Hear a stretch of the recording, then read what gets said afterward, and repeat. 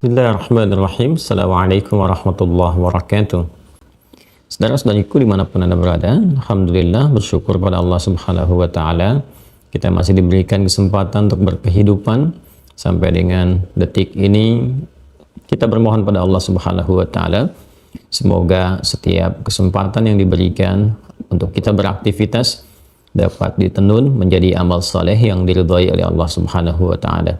Kita bermohon pada Allah Subhanahu wa Ta'ala, semoga saudara-saudari kita, hamba-hamba Allah yang berkehidupan sampai detik ini namun belum beriman, dikuatkan jiwa mereka, hati mereka, lisan mereka untuk bersyahadat sebelum wafat dan kembali kepada Allah Subhanahu wa Ta'ala.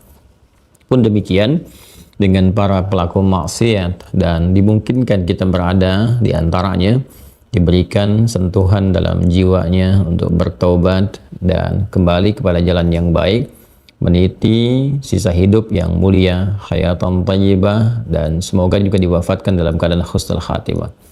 Untuk itu mari kita berikhtiar kepada Allah Subhanahu wa Ta'ala dengan menguatkan keimanan kita melalui pembelajaran pada tatanan syariat kita, dengan menguatkan sisi keilmuan, dan terkhusus adalah pokok keimanan kita, pondasinya yaitu bab tentang akidah.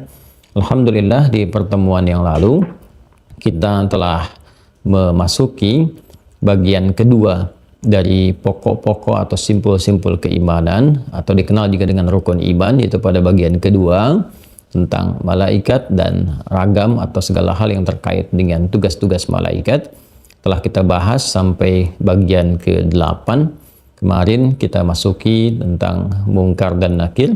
Sekarang kita akan masuki pada bagian yang terakhir terkait ragam tugas malaikat yang terkait berkelindan dengan kehidupan kita atau misi kita di muka bumi ini.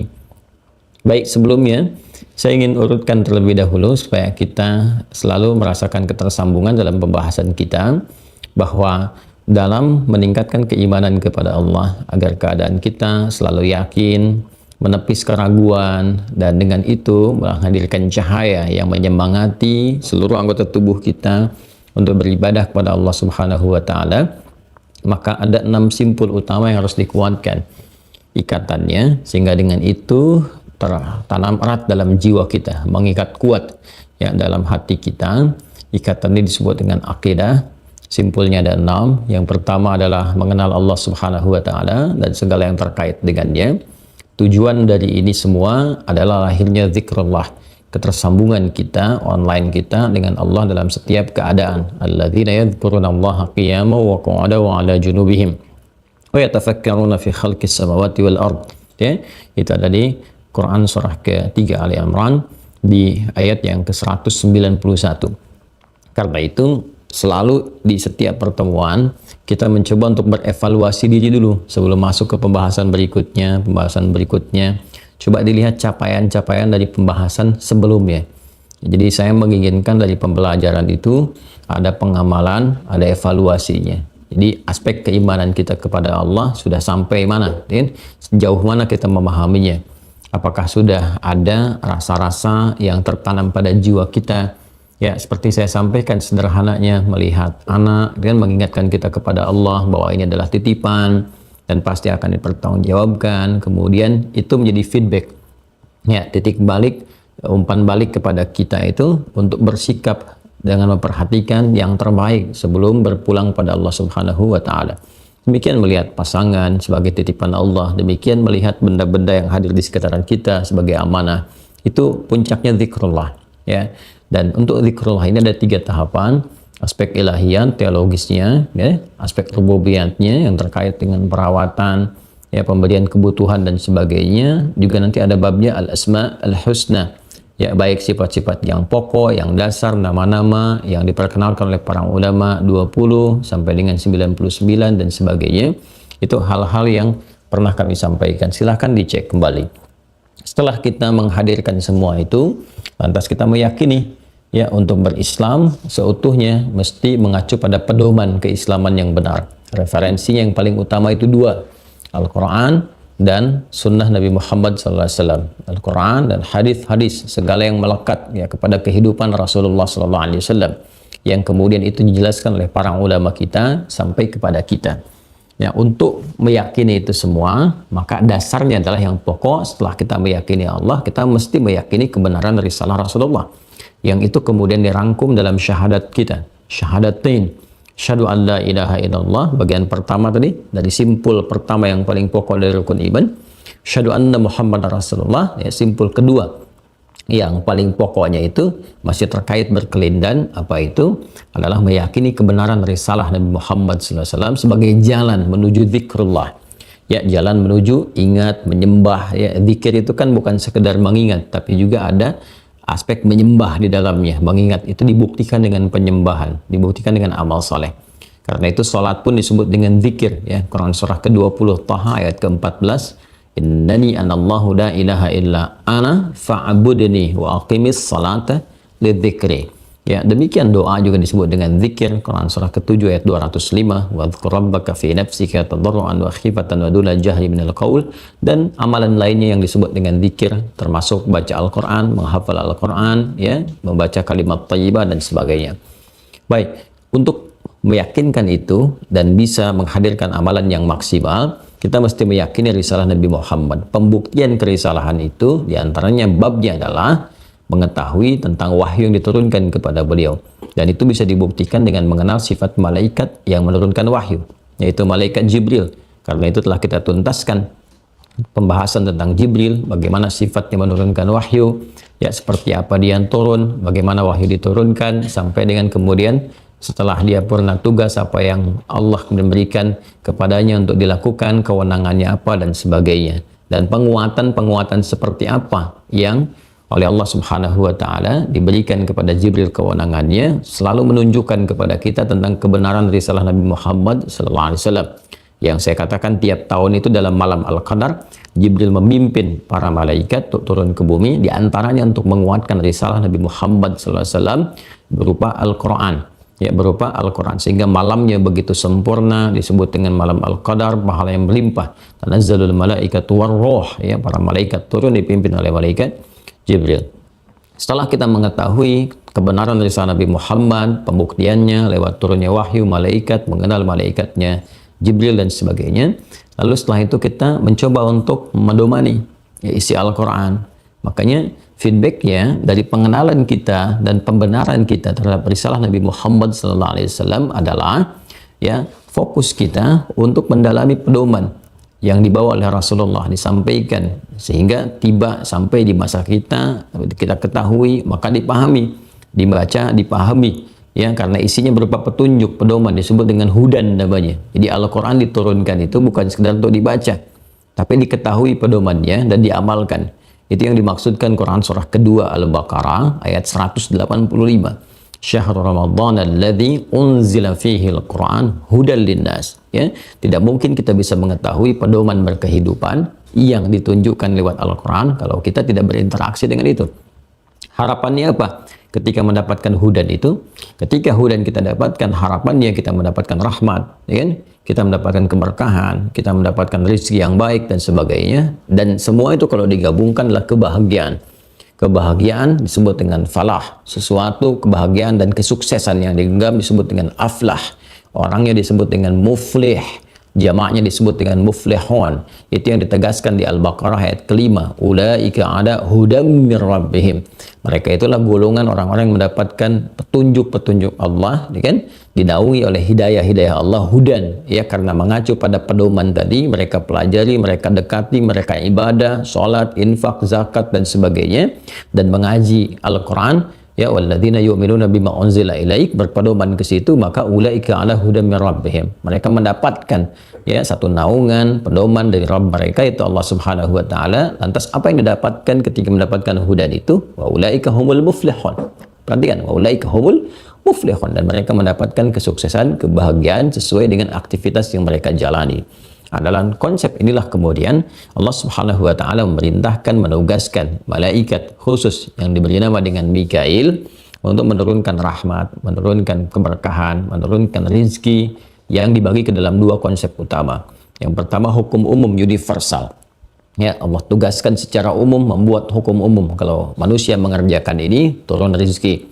Manusia melakukan ini, turun pengetahuan. Manusia mengerjakan ini, turun A, B, C, dan sebagainya. Ada hukum-hukum khusus yang hanya diberikan pada orang-orang yang beriman sebagai konsekuensi dari keimanannya. Ya, terutama aspek keberkahan, berkah di ilmu, berkah di harta, kan? Berkah di kedudukan, berkah di akhlak, perilaku, dan sebagainya. Sehingga semua aspek hidupnya itu berkah, menjadi cahaya. Berkah itu ziyadatul khair, bertambah nilai kebaikannya, baik aspek dunia ataupun akhirat.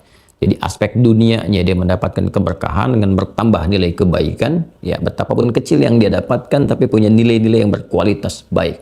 Saat bersamaan dituliskan pahala. Nah, itu yang dimaksudkan bertambah keberkahannya, ya. Dia minum, alhamdulillah, minumnya biasa. Ya mungkin nggak seperti kebanyakan orang yang ragam minuman ada. Dia minum biasa, memenuhi kebutuhan, cuma berkah. Karena berkah itu melahirkan tenaga. Tenaganya yang masuk ke tubuh bisa digunakan untuk melakukan aktivitas kebaikan.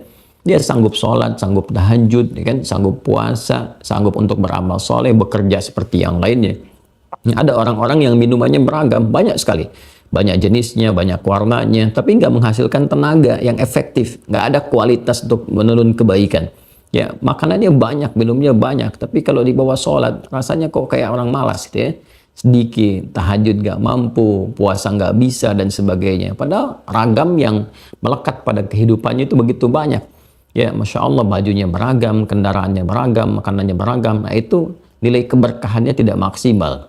Ya, dan saat bersamaan kalau mendapatkan keberkahan di situ tertuliskan pahala. Ya, ketika diniatkan karena Allah, minum bismillahirrahmanirrahim, dituliskan pahalanya 10 kebaikan jadi hasanah, kan?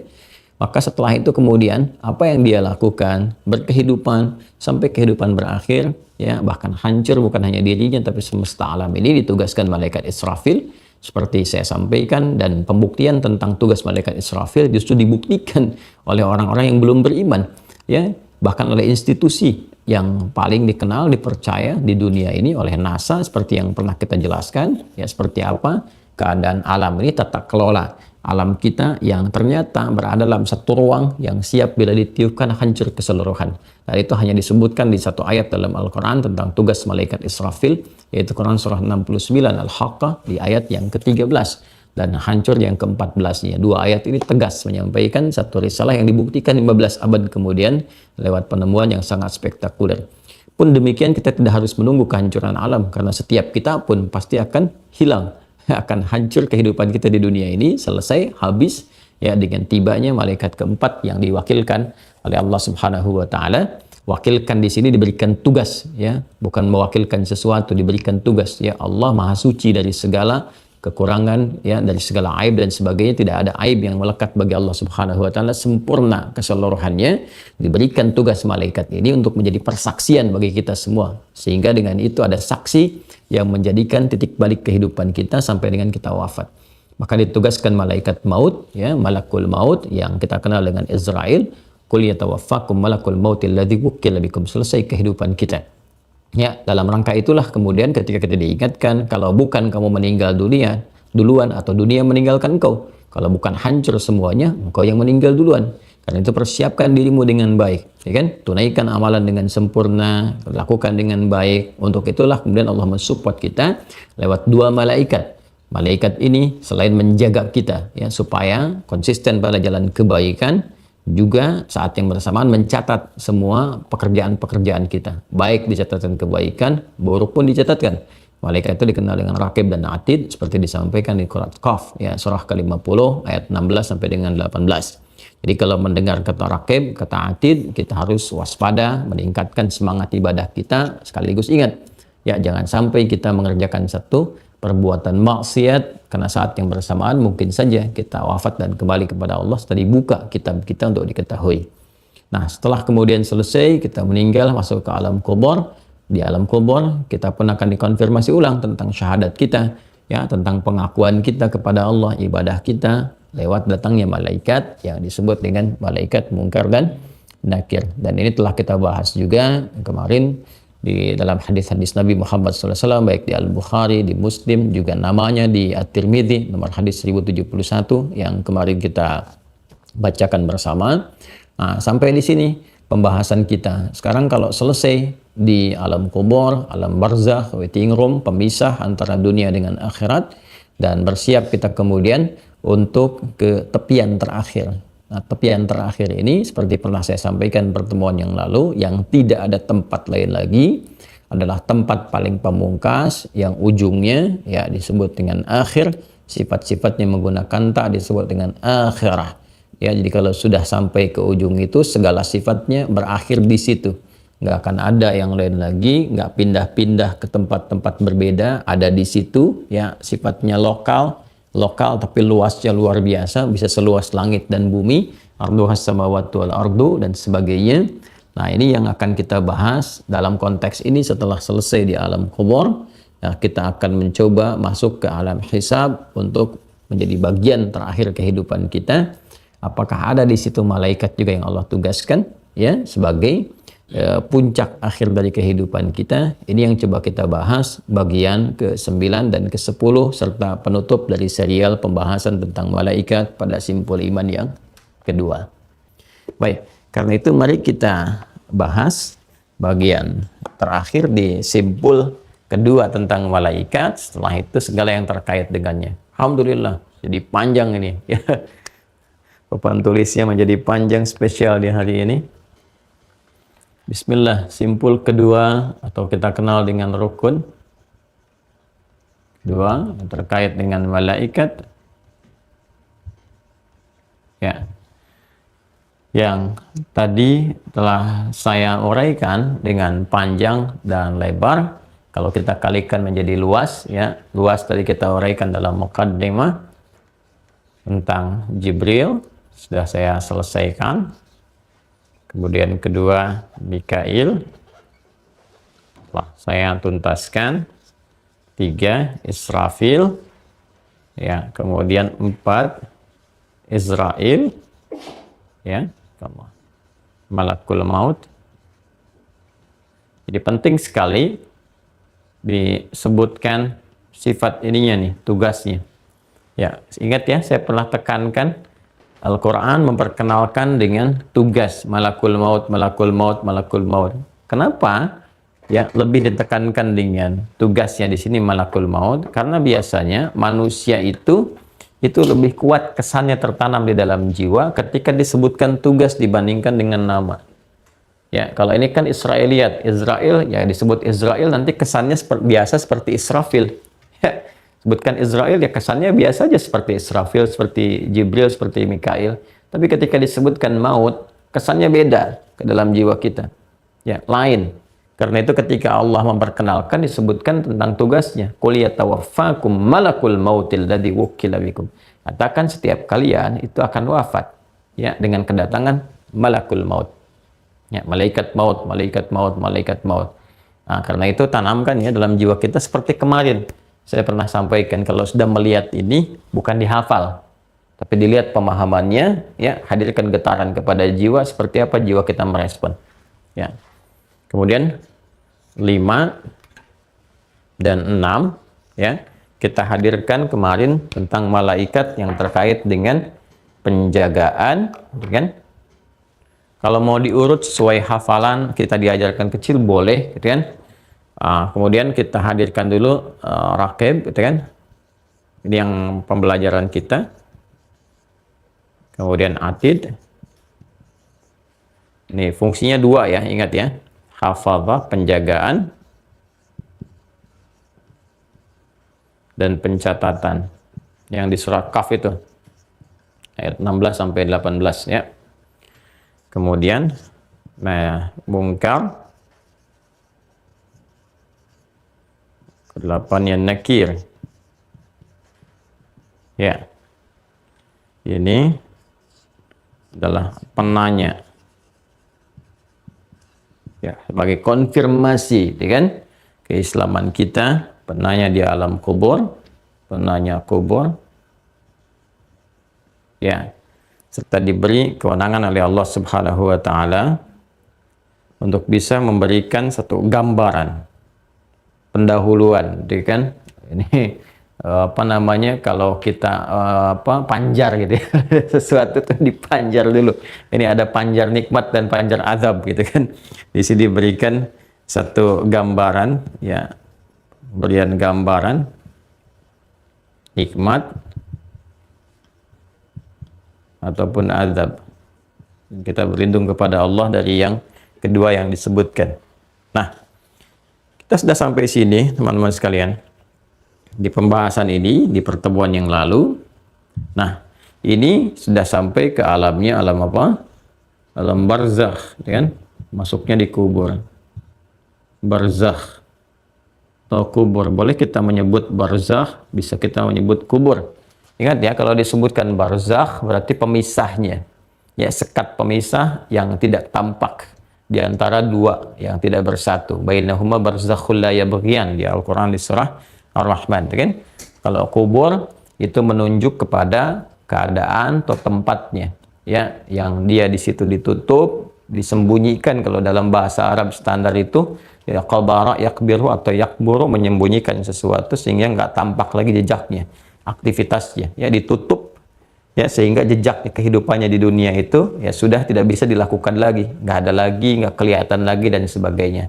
Nah, tempatnya disebut makbarah, tempat menyimpan seseorang atau menyembunyikan atau menutup seseorang sehingga nggak tampak lagi semua aktivitasnya dalam kehidupan kita, ya kan? Nah, ada juga setara dengan itu namanya dafana yadfan, dufina, ya, selalu menggunakan bentuknya past tense, majhul, dufina, dikuburkan, hilang gitu, selesai. Nah, ini alamnya. Dan tentu ini kan kedua ya, ini waiting room kan, seperti saya sampaikan, tempat transit ya. Ya, transit, waiting room. Tapi yang namanya transit kan kalau kita ke bandara, kemudian transit di bandara kan macam-macam tuh. Kita masuk waiting room ya. Ada yang enak, nyaman, ya, full service juga, bahkan ada AC-nya, ada macam-macamnya. Ada yang kelasnya VIP, ya kan. Kalau ada platinum kan di tempat-tempat tertentu kan beda itu tempat istirahatnya juga. Masuknya macam-macamnya, full service, segala minuman, segala rupa. Itu waiting room, itu belum sampai ke tujuan. Ya, tapi ada yang kalangan tertentu udah nggak enak tempatnya gitu kan. Toiletnya kotor, macam-macamnya. Jadi keadaannya juga keringat berkumpul dan sebagainya, lelah gitu ya. Nah, ini bergantung di sini. Nah, ini setelah kita menjalani kehidupan di bumi, al-ard, ya. Ard di sini kita artikan bumi karena tempat kita berpijak, beraktivitas, ya. Kemudian sifatnya dunia, dengan sifat dunianya. Ingat ya, dunia itu sifatnya ya, keadaannya ya, dunia yang cepat, ya kan, rendah, hilang, habis, itu ya, dekat, itu dunia namanya. Jadi apa yang kita kerjakan di bumi ini seakan-akan cepat sekali terjadinya. Kayaknya baru kemarin menikah, sekarang sudah punya anak sekian, sudah punya cucu, sudah punya macam-macam, cepat. Kayaknya baru kemarin gitu kan, seperti kecil, baru SD, baru macam-macam, ternyata rambut sudah memutih, dan sebagainya. Itu dunia. Apa yang didapatkan cepat hilang, cepat habis. Ya, bahkan uniknya kalau nggak digunakan, malah hancur seketika. Apa aja itu? Buku nggak dipakai, hancur. Handphone nggak dipakai, ya rusak gitu kan. Rumah nggak dipakai juga sudah berlumut, habis, dan sebagainya. Jadi untuk menunjukkan memang ada amal yang harus kita lekatkan dengan semua tempat di ruang dan waktu yang melekat kepada kita. Dan amal itu cuma dua, kalau nggak soleh salah, gitu kan? Ya, kalau nggak soleh salah, atau diantaranya ada netral tapi tetap nggak punya nilai pahala. Habis di sini, masuk ke sini. Nah, kemudian yang ketiga itu ya akhir dari semuanya. Tapi ingat ya, dimensinya itu berbeda. Ya. Ini sudah hukum dalam kehidupan. Setiap berpindah tempat, tentu bekalnya berbeda, syarat-syaratnya berbeda, keadaannya tidak sama. Ya kan? Di dunia saja kita pindah-pindahkan dari sini, misalnya dari Jawa ke Papua, suasananya berbeda. Papua ke Sumatera, suasananya berbeda. Itu baru Indonesia. Ke Aceh berbeda. Pindah negara, ya, kita pindah negara itu pindah tempat, ya. Pindah tempat kita misalnya karena tugas tertentu. Ke Malaysia udah berbeda, padahal sama-sama Asia Tenggara. Ya, ke Filipina lain lagi suasananya. Ya, kemudian bahkan ke Amerika, ke Eropa, sampai ke Afrika sudah berbeda. Ya, apalagi pindah dimensi, ini ke alam kubur udah beda suasananya. Makanya bekal ke alam kubur nggak sama dengan bekal dunia. Ya, tidak sama, keadaannya juga beda, dan kemarin udah kita diinfo supaya siap-siap. Dan alhamdulillah Anda coba bandingkan dengan referensi manapun. Cuma di Islam kita dapatkan referensi bahkan tentang alam kubur supaya persiapan. Anda mau cari dimanapun silakan. Itu kadang-kadang sering kali merenung gitu kan. Ya itu kurang apa lagi sih untuk membuktikan kebenaran risalah Islam gitu. Jadi apa yang akan kita alami pun semua disampaikan sebelum kita melakukannya. Sampai akan kematian, terus nyata seperti itu lagi. Apa yang disampaikan itu terjadi begitu gitu kan. Itu sesuatu yang sebetulnya harus membangkitkan keyakinan kita untuk menghadirkan satu kebenaran, dan kita mengatakan fabi ayyi alai rabbikum atukadziban. Nah, selesai ini semua, maka berakhir tempat yang terakhir. Ya, karena itu akhirnya dari bahasa Arab, al-akhir, yaumul akhir, ya, hari yang terakhir, semua ada di situ. Kemudian segala sifat yang terkait dengan akhir ini ya sudah penghujungnya. Ujung yang nggak ada lagi setelah itu gitu kan. Nggak ada lagi kehidupan pasca ini, nggak ada lagi aktivitas pasca ini, semua di sini. Ya, segala sifat yang terkait dengannya ditambahkan dengan tak ini. Akhirah. Ya, jadi kalau ini yang pertama, ya kan? Ini sekat pemisah, ini yang terakhir. Yang pertama itu kalau bentuk dasarnya awal namanya. Tapi kalau kita ingin berikan sifat jadi muannas. Segala yang terkait dengan yang pertama, segala yang terkait dengan dasar kehidupan awal dan sebagainya jadikan ula. Maka ini ardun dengan ini dunia itu jadi muannas majazi gitu kan sifatnya karena bercabang, banyak aktivitas dikerjakan. Ini al-ula, ini kehidupan pertama. Ya, ini barzah, al-ula, barzah, akhirah. Maka kita temukan di surah Ad-Duha, walal akhiratu khairul laka minal ula. Ya. Dan yang ini akan menjadi tempat terbaik kata Allah. Kalau kita benar menyiapkan, cari bekal yang terbaik gitu kan. Nah, ini tempat terakhir ini, ujung ini akan menjadi yang terbaik. Ya, yang paling indah, yang paling istimewa. Kalaupun di sini pernah merasakan kebahagiaan, nggak akan menandingi setetes pun kebahagiaan yang didapatkan di sini. Kalaupun kita mendapatkan misalnya kesuksesan, kenyamanan, ketentraman, nggak akan menandingi setetes pun ya segala kemuliaan yang didapatkan di sini. Akhirah, kalau memang dapatnya mulia, kalau bekalnya ada di sini. Kalau nggak ada bekal, jadi persoalan, ya. Karena itu kita mengetahui ini untuk semangat menyiapkan bekal. Seperti kita mau pergi ya ke tempat-tempat terjauh, kan kita nyiapkan bekal. Ya, kita mau mudik aja cari bekal kok. Coba lihat nanti setiap Ramadan berakhir tuh. Ya, ada mudik kan? Ya kan?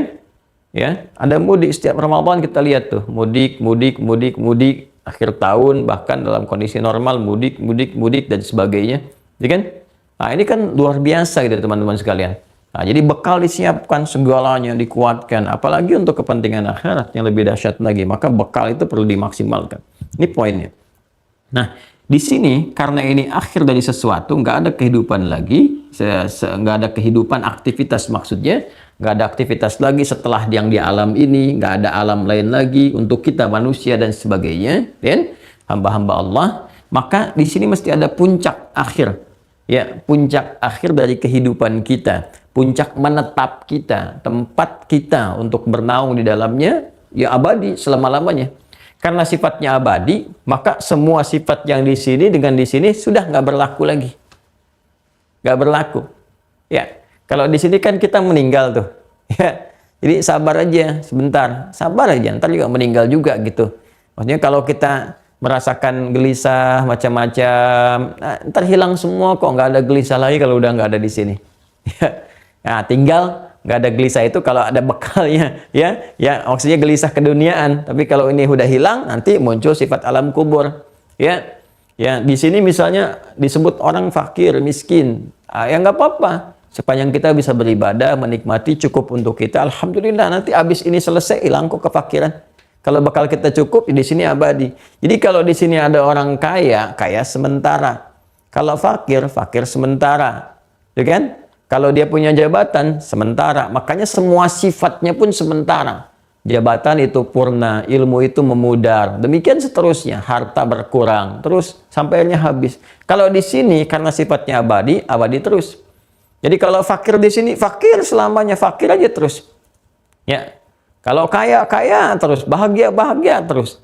Ya, segala hal terjadi dengan rahmat Allah Subhanahu wa Ta'ala. Ada beberapa yang kemudian Ya, mengalami penyesuaian, dibersihkan dulu baru ditempatkan di tempat kebahagiaan. Sifatnya abadi. Terus jadi di sini puncaknya. Nah, karena ini adalah puncak akhir, maka pilihannya pun sudah cuma hitam putih saja, cuma dua saja. Ya, bahagia atau nestapa. Gini. Bahagia dengan mendapatkan segala kenikmatan, ya, kebahagiaan, kenyamanan yang dapat diraih, sebut dengan naim. Ya. Atau mendapatkan, ya, satu kesengsaraan, nestapa, sengsara. Sengsara, nestapa yang sifatnya juga abadi. Ya, kalau ini naim, di sini jahim. Ya. Jahim. Ini naim, di sini jahim. Hati-hati ya. Yang ini naim mendapatkan kebahagiaan, yang ini jahim, ya kan, mendapatkan kesengsaraan, ya, hukuman dan sebagainya. Karena hal-hal terkait dengan yang telah saya terangkan. Ini cuma dua, teman-teman sekalian. Tempatnya dua. Nah, di dua ini kebahagiaan, segala sesuatu yang kita ingin harapkan, puncak dari sesuatu, akhir itu kan puncak. Puncak satu hal yang ingin kita harapkan menjadi sebuah bagian dari kesenangan, kenikmatan, kebahagiaan, kenyamanan, dan sebagainya, itu disebut dengan jannah namanya. Ya, jannah. Puncak sesuatu kebahagiaan, kenikmatan, kenyamanan, ya, kesuksesan yang belum tampak, yang belum teraih, gitu kan. Itu disebut dengan jannah namanya. Jannah.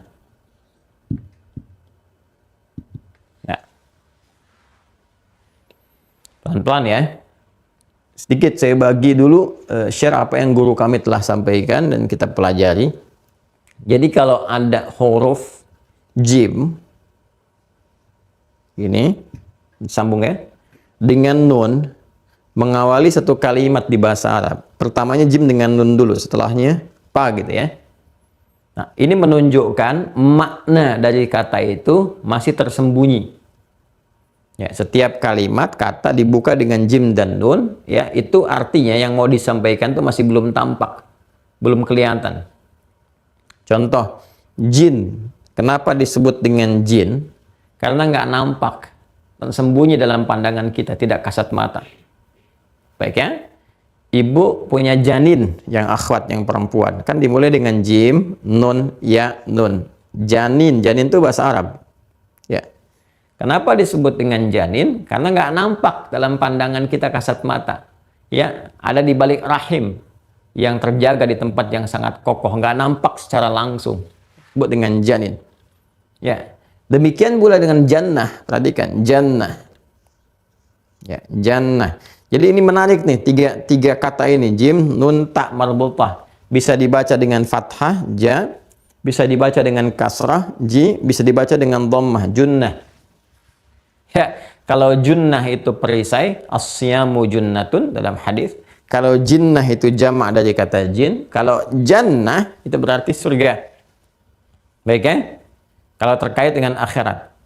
Ya, kenapa disebut dengan jannah? Karena belum tampak sekarang dalam pandangan kita. Jelas? Di Arab itu sudah mereka otomatis mengatakan kesuksesan yang ingin diraih, gitu kan? Kebahagiaan yang ingin diraih tapi belum tampak disebutnya dengan jannah. Makanya mereka menyebut dulu kebun-kebun sebagai puncak kesuksesan dunia mereka itu dengan jannah. Ya, kalau Anda baca surat Al-Kahf kan, ya, kita temukan di antara 4 kisah yang viral, kan kisah keduanya tentang dialog 2 orang sahabat, salah satunya sukses, ya, sehingga dia memiliki kebun. Ya, kalau di Arab itu kan padang pasir Sahara kan.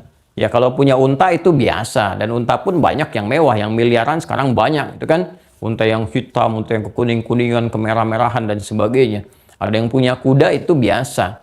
Ya, tapi kan tandus dan sebagainya. Jadi kalau punya kebun, itu yang nggak biasa, itu yang paling kaya. Apalagi dalamnya ada kebun anggur, ada sungai-sungai, ada macam-macam, dan sebagainya. Karena suasananya gersang.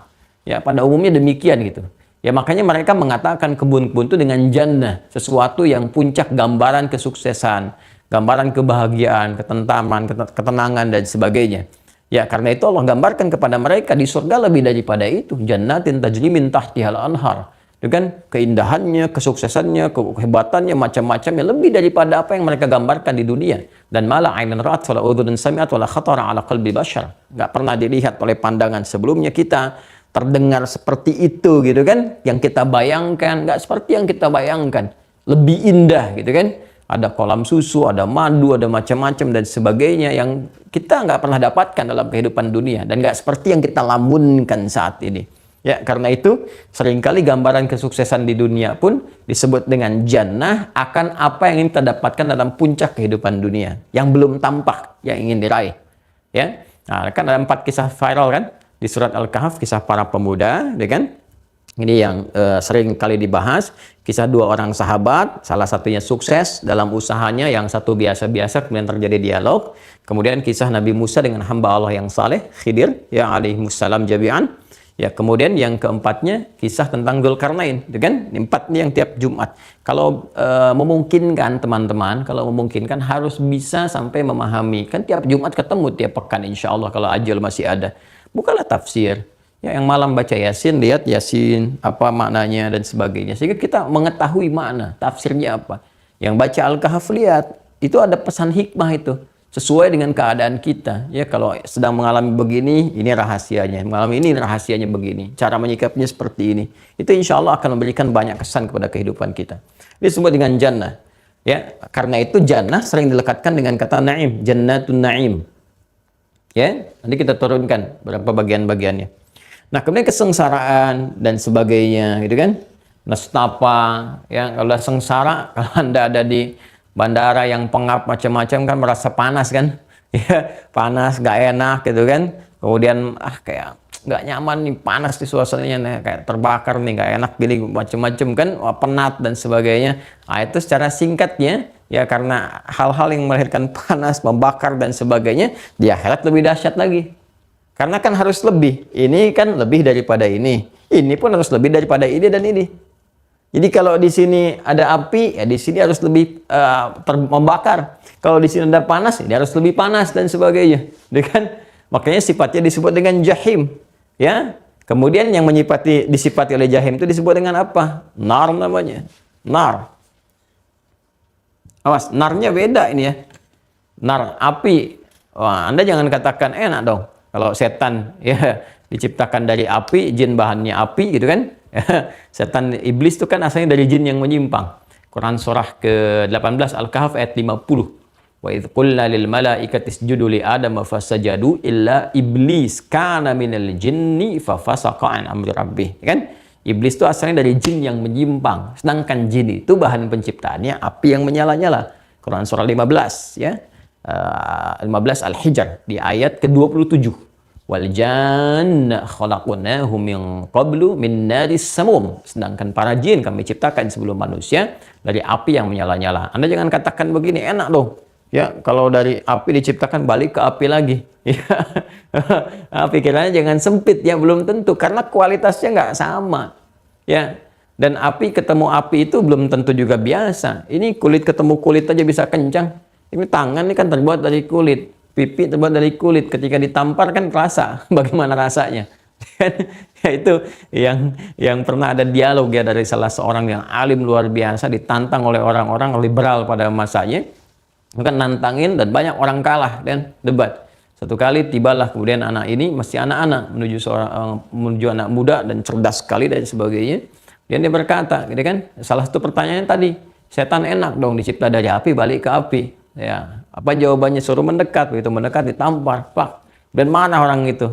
Ya, dalam keadaan marah dia bertanya, kenapa Anda marah? Ya, Anda melukai saya, Anda sakit-sakit. Ya, itu bayangkan kulit dengan kulit bisa sakit gitu ya. Ya, maka ini pun kualitasnya tidak sama. Ya, manusia dari tanah kembali ke tanah, masuk tanah aja kan silakan bagaimana rasanya. Ya, sedangkan semakin ke bawah kan semakin panas gitu kan. Ya, bagaimana keadaan di dalam tanah, semakin ke bawah lapisannya berbeda dan sebagainya. Jadi ini teman-teman sekalian, ini disebut dengan nar. Ya, nar karena sifatnya tadi lebih daripada ini, ya kan?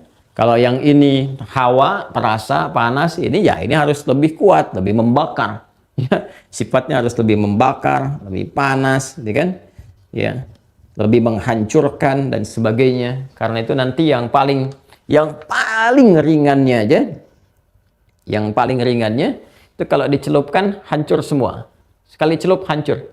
Ya, nanti disisakan bagian apa namanya kulitnya itu dibentuk kembali, ya, hancur balik, dinaikkan lagi, dibentuk lagi. Di Quran surah ke-4, coba lihat Quran surah 4 ayat 56. Ya. Ini standar nar, gitu kan? Standar nar diserap ke dalam bahasa kita menjadi neraka. Nar jadi neraka, ya, dalam bahasa kita diartikan dengan neraka. Ya. Kalau ini diserap ke kita disebut dengan surga, gitu kan? Padanan walaupun nggak semisal yang kita bayangkan. Ya. Jannah ini yang paling mewakili semua nikmat dan disifati juga dengan naim. Ya, kalau ini kita disebut dengan neraka dengan sifat-sifat tadi, ya. Nah, ini paling standarnya aja paling ringan begini nih. Innalladzina kafaru, buka mushafnya, innalladzina kafaru bi ayatina saufan nuslihim nara, ya, sebutkan. Orang-orang yang ingkar, bandel gitu kan. Ya, dengan petunjuk-petunjuk kami, ada yang mengingkari, ada yang mengolok-olok, ada yang macam-macam, ya. Mengingkari sampai kufur, ngolok-olok jadi munafik dan sebagainya. Kan ada munafik dengan kufur, ya, diantaranya kan 3 aja, fasik, munafik, kufur, gitu kan, para pelaku maksiatnya. Dan ini perilakunya disebut dengan kafar. Kalau kafar itu, teman-teman sekalian, ini bisa mencakup bukan hanya yang tidak beriman sampai kemudian memilih sampai dengan berakhir kehidupannya, sampai meninggal, tapi juga ada yang mengaku muslim, ya, tapi boleh jadi perilakunya seperti orang-orang yang belum beriman, seperti orang-orang kafir. Apa itu? Muslim nggak pernah mau sholat, ya kan? Muslim kemudian menghalalkan maksiat, ya kan? Ya, Muslim dalam konteks ini juga nggak mau zakat, itu disebut kafar juga, jamaknya kafaru, menunjuk pada perbuatan. Ya, seperti saya pernah sampaikan di Quran surah 14 kan, surah Ibrahim ayat 7 itu, orang yang diberikan nikmat dia nggak mau bersyukur dengan zakat misalnya, ya. Allah menyampaikan wa idz ta'adzana rabbukum la in syakartum la azidannakum wa la in kafartum. Tuh. Inna adzabi. Ini azab. Inna adzabi lasyadid, ya. Kalau kalian syukur, aku tambah nikmatnya. Kalau kalian kufur, kufurnya menggunakan kata kafar. Wala in kafartum. Jadi kalau sudah menggunakan bentuk kafar, itu bentuknya verb, kata kerja, menunjuk pada perbuatan. Ya, bisa langsung menunjuk kepada yang tidak beriman, semua perbuatannya kufur. Ya, nggak ada nilai di hadapan Allah Subhanahu wa Ta'ala sepanjang nggak ada imannya. Ya, tapi kalau dia mengaku beriman, tapi di lisan nggak sampai ke jiwanya. Dia mengaku muslim, tapi nggak mau sholat. Ya, ini kan apa bedanya gitu dengan orang yang belum beriman? Nggak ada bedanya dalam segi perbuatan, ya kan? Mereka nggak sholat, dia nggak ikut sholat juga. Makanya sindirannya tajam. Penggunaan kata maksiatnya menggunakan kata kafar. Seakan-akan ada kecaman di dalamnya. Kamu ini perbuatannya apa bedanya dengan yang belum beriman? Ya kan? Apa bedanya dengan yang kafir itu? Ya, mereka nggak sholat, kamu ikut nggak sholat. Katanya kamu muslim. Pembuktiannya mana? Imannya mana? Ya, ada yang mengolok-olok. Ya, ini yang paling aneh nih. Mengaku muslim, mengaku orang Islam, tapi mengolok-olok agamanya sendiri. Itu paling betah deh. Heran gitu kan? Heran, setiap ada olokan selalu agamanya yang diklaim sebagai agamanya, gitu kan? Selalu aja seperti itu.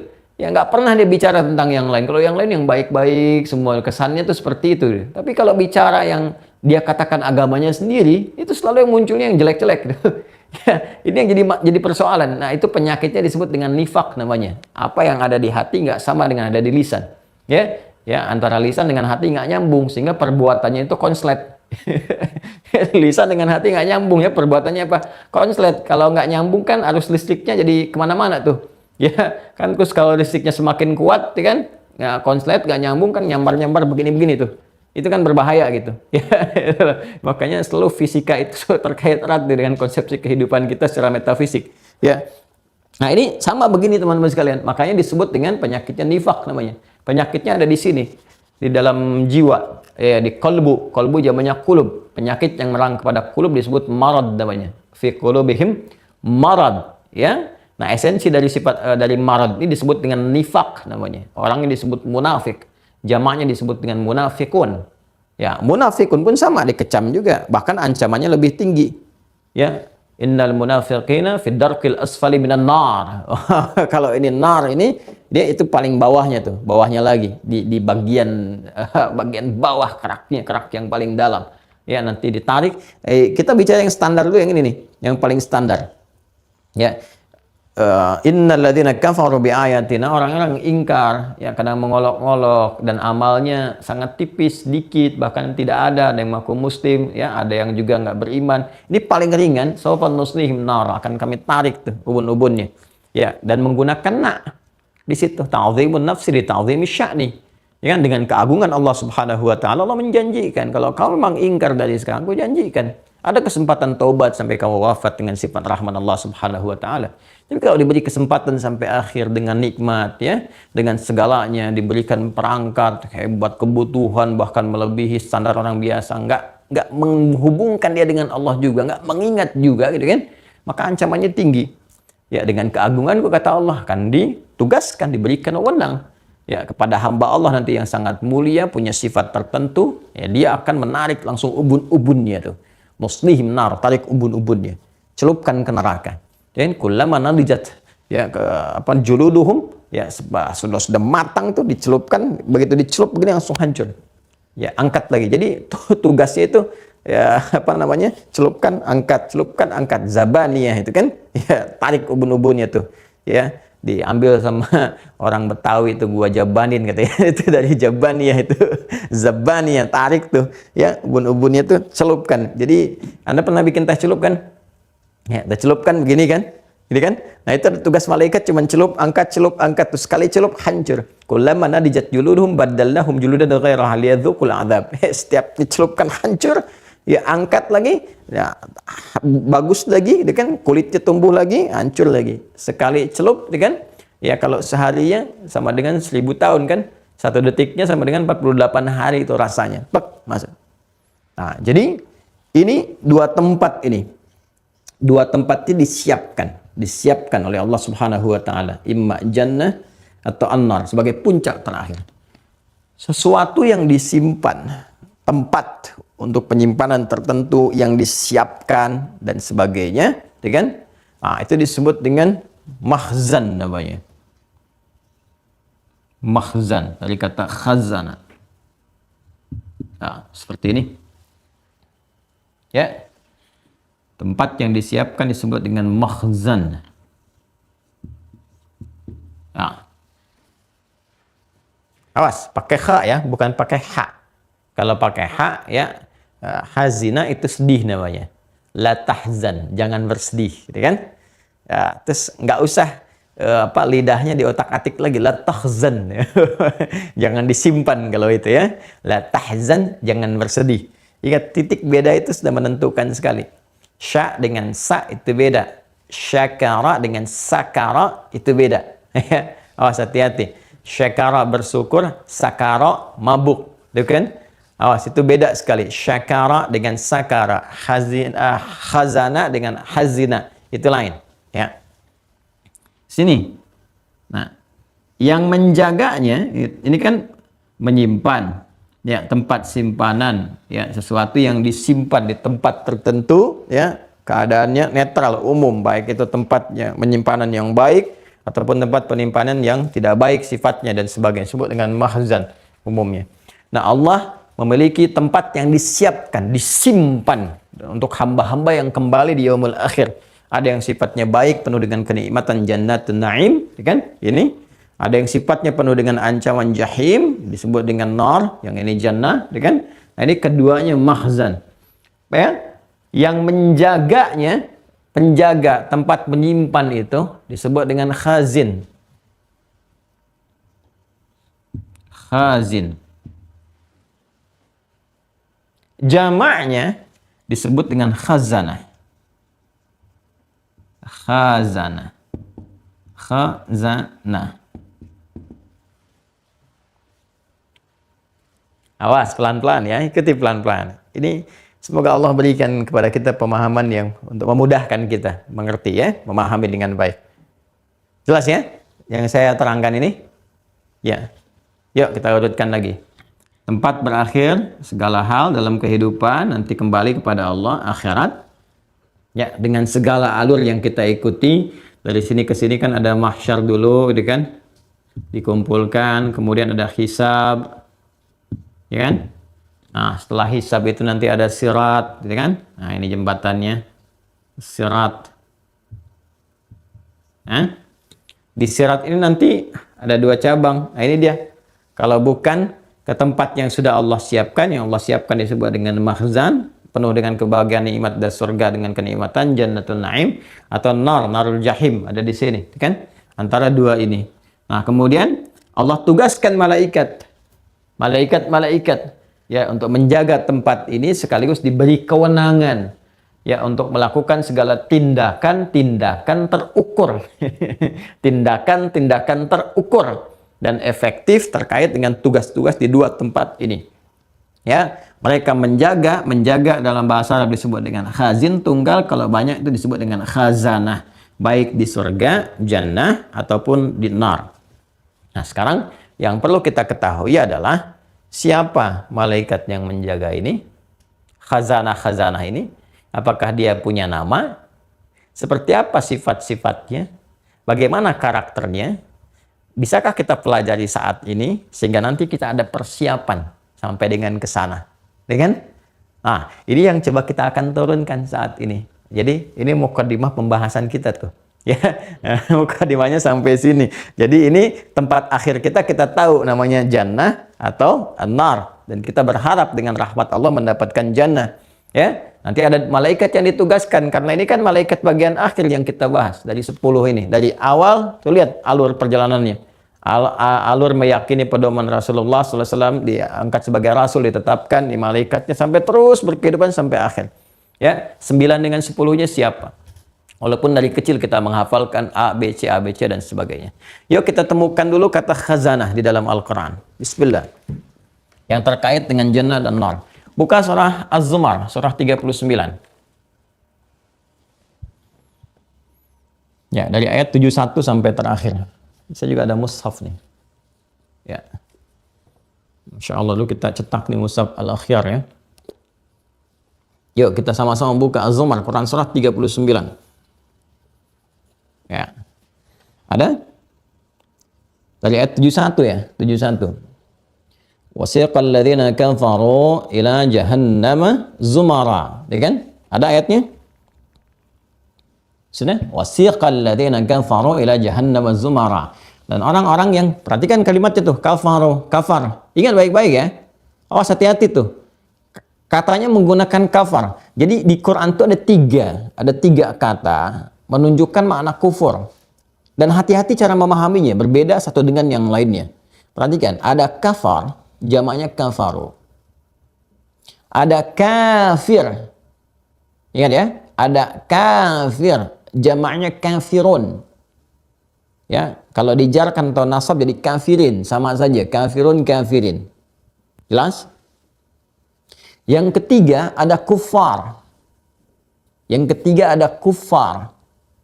Ingat ya, kafar jamaknya kafaru. Kalimat kafaru pertama kali ditemukan di Al-Baqarah ayat ke-6. Innal ladzina kafaru sawa'un 'alaihim a'anzartahum, dan seterusnya. Bentuk tunggalnya kafar seperti di Quran surah ke-14 Ibrahim ayat ke-7. Wa idz ta'adzana rabbukum la in syakartum la azidannakum wa la in kafartum. Kalau disebutkan kafar itu artinya menunjuk pada perbuatan. Jelas ya? Perbuatan yang bertentangan dengan keimanan. Jadi kafar itu lawan dari iman. Ya, kalau kafara lawan dari amana. Kalau ada amana beriman, di kafara kufur. Di lawannya, ya paradoksnya, di kafar itu ya, kufur lawannya iman. Kafar itu perbuatan, verbnya. Kafar ya lawannya amana. Amana rasulu di Quran surah kedua Al-Baqarah ayat 285. Amana rasulu bima unzila ilaihi ya min rabbihi wal mu'minun, dan sebagainya. Jadi amana lawannya apa? Kafara. Kufur lawannya apa? Iman. Jadi kata kafar itu perbuatan, itu lawan langsung ya, antitesa dari kata iman yang beriman. Jadi kafar itu menunjuk pada perbuatan yang menunjukkan ya lawan atau pengingkaran dari iman, perbuatannya. yang seharusnya tidak dilakukan oleh orang-orang yang beriman. Itu kafar, menunjuk pada perbuatan. Nah, karena dia menunjuk pada perbuatan, maka di sini ada kemungkinan dua terjadi. Pertama, perbuatan yang dikerjakan memang oleh orang yang belum beriman, dan sampai hidupnya berakhir dia tidak beriman. Ya, ingat, karena memang nggak ada iman dalam dirinya, maka dia berbuat ya seperti perbuatannya saja. Dia nggak sholat, dia nggak puasa, dia nggak zina, ya kan? Ya, mohon maaf, dia berzina, dia nggak sholat, dia nggak puasa, dia zina, dia minum khamar. Ya, jadi kalau ada orang terbiasa minum khamar, makan makanan yang diharamkan dalam Islam, seperti misalnya babi, gitu kan? Ya, kemudian ya berzina, macam-macam dan sebagainya, seperti dianggap biasa, ya, dan dia nggak ada iman. Jadi kita melihatnya memang karena nggak ada imannya. Ya, sedangkan orang beriman kan dijaga. Ya, sudah kalimatnya kan jelas, jangankan berzina, melihat yang tidak baik saja, aurat, ya, pornografi, jangankan porno aksi, berbau pornografi saja kita sudah dilarang. Dan imannya disebutkan dulu. Wa qul lil mu'minina, katakan pada pria-pria beriman, ya ghuddu min absarihim, palingkan pandangannya dari gambar-gambar yang tak elok, pandangan-pandangan yang enggak bagus, kan? Ya wa qul lil mu'minati yaghuddna min absarihinna, bukan laki-laki saja, perempuan juga begitu. Perempuan ada potensi juga, palingkan pandangan dari yang tidak elok. Wala taqrabuz zina, jangan dekati zina. Panjang nggak ada iman. Ya. Nah, ini pertama, ada perbuatan langsung yang memang ya belum ada iman dalam jiwanya, sehingga perbuatannya itu sudah bertentangan dengan nilai-nilai keimanan. Satu. Yang kedua, ada orang yang mengucap iman di lisan, cuma nggak sampai ke hati. Ya, ngakunya beriman, hanya memenuhi syarat untuk berislam saja. Tapi karena nggak sampai ke hatinya, seperti sering banyak saya terangkan sebelumnya, ya sehingga perbuatannya itu tidak terdorong oleh cahaya iman. Karena kalau sudah sampai ke dalam jiwanya, ya nempel kalimat asyhadu an la ilaha illallah, asyhadu anna muhammadar rasulullah, tembus ke dalam hati, nempel di jiwa takwa, jadi cahaya. Nuruhum yas'a baina aydihim wa bi aymanihim, keluar jadi perbuatan. Nah, ini karena nggak sampai ke jiwa, cuma di lisan. Ini cuma diucapkan aja, ucap, tempel di KTP muslim. Ya, tapi nggak ada dorongan iman yang mendorong dia berperilaku baik, beramal soleh dalam kehidupan.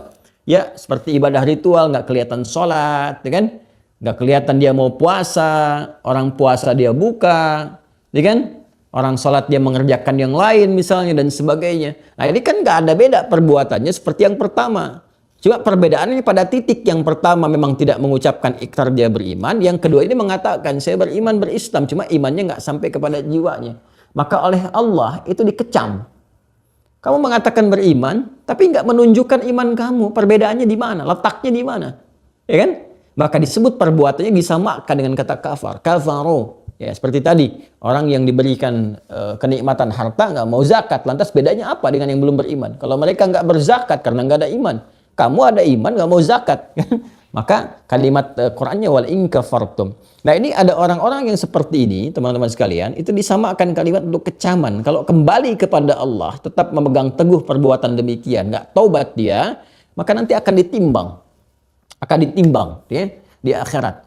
Ya, akan dicek dulu, bahkan akhir hidupnya akan ketahuan. Jangan mudah bisa diduga ringan mengucapkan asyhadu alla ilaha illallah walaupun dia mengatakan saya muslim. Belum tentu kalau nggak disupport dengan amal-amal menunjukkan keislamannya, real Islam. Islam yang sejatinya gitu kan, sampai kembali kepada Allah ditimbang. Nah, ini berpotensi ada orang-orang ini pelaku maksiat dengan levelnya sampai ke kafar ini, ya perbuatan menyimpangnya, fusuk atau fasiknya itu sampai ke level kafar, ini berpotensi mendapatkan ya hukuman di akhirat. Ya, hukuman karena memang iman tidak dibuktikan, jadi seakan-akan nggak ada kebenaran dari imannya. Nah, itu walaupun dia masuk di tingkat yang terendah tadi, dia masuk ke dalam tempat yang tadi saya sebutkan, Quran surah keempat An-Nisa ayat 56, dengan segala nuansanya yang kita menghindar darinya, ya kan? Nah, kemudian di sini yang disebutkan wasiqal ladzina kafaru, ya kan? Menggunakan kata kafar. Ingat. Jelas ya? Menggunakan kata kafar. Jadi ada ini tingkat yang paling tingginya nih di nerakanya nih. Wasiqal ladzina kafaru ila jahannama zumara. Jadi kalau nar jahim aja udah begitu membakar, apalagi jahanam. Jahanam itu kan puncak tertinggi terbesarnya. Ya, jadi Al-Quran menampilkan yang tertingginya dulu untuk memberikan sebuah getakan kepada jiwa, jangan sampai masuk yang ke situ gitu ya. Jahanam itu kan puncak yang tertingginya. Ya, sampai-sampai kalau diserap ke dalam kehidupan kita pun, orang kalau mengutuk sesuatu sudah menggunakan kata jahanam, artinya kan sudah buruk sekali. Ya, coba deh kalau misalnya ada perbuatan yang betul-betul nggak disukai dan sebagainya, dan kita ingin menghindarinya, saking buruknya kan disebutnya dengan jahanam kan. Ya, tindakan koruptor itu begitu tindakan jahanam, ya, pembunuh itu begitu jahanam, ya, dan sebagainya, macam-macam. Ini menunjukkan bahwa perbuatan yang luar biasa dahsyat yang memberikan dampak yang harusnya betul-betul kita hindari. Maka di sini Allah menampilkan wasiqal ladzina kafaru ila jahannama, ya, ada yang digiring, ya, orang-orang yang kufur itu orang ingkar. Tapi yang menarik begini, kok ada kata kafar di sini, penggunaan kata kafar. Kenapa Allah tidak menggunakan kata kafirin? Kalau sudah kafirin, kafirun itu langsung memang nggak beriman. Ya, kalau kafirun itu menunjuk kepada orang yang nggak beriman. Kalau kafar itu bisa orang yang tidak beriman, bisa orang yang mengaku beriman, tapi perbuatannya seperti orang nggak beriman. Tadi saya sebutkan nggak sholat, nggak macam-macam dan sebagainya, kan? Tapi lisannya mengatakan saya Muslim. Kalau kafirun, kafir, jamaknya kafirun, itu menunjuk kepada orang yang memang nggak beriman. Ya, dan dia punya dua tipe.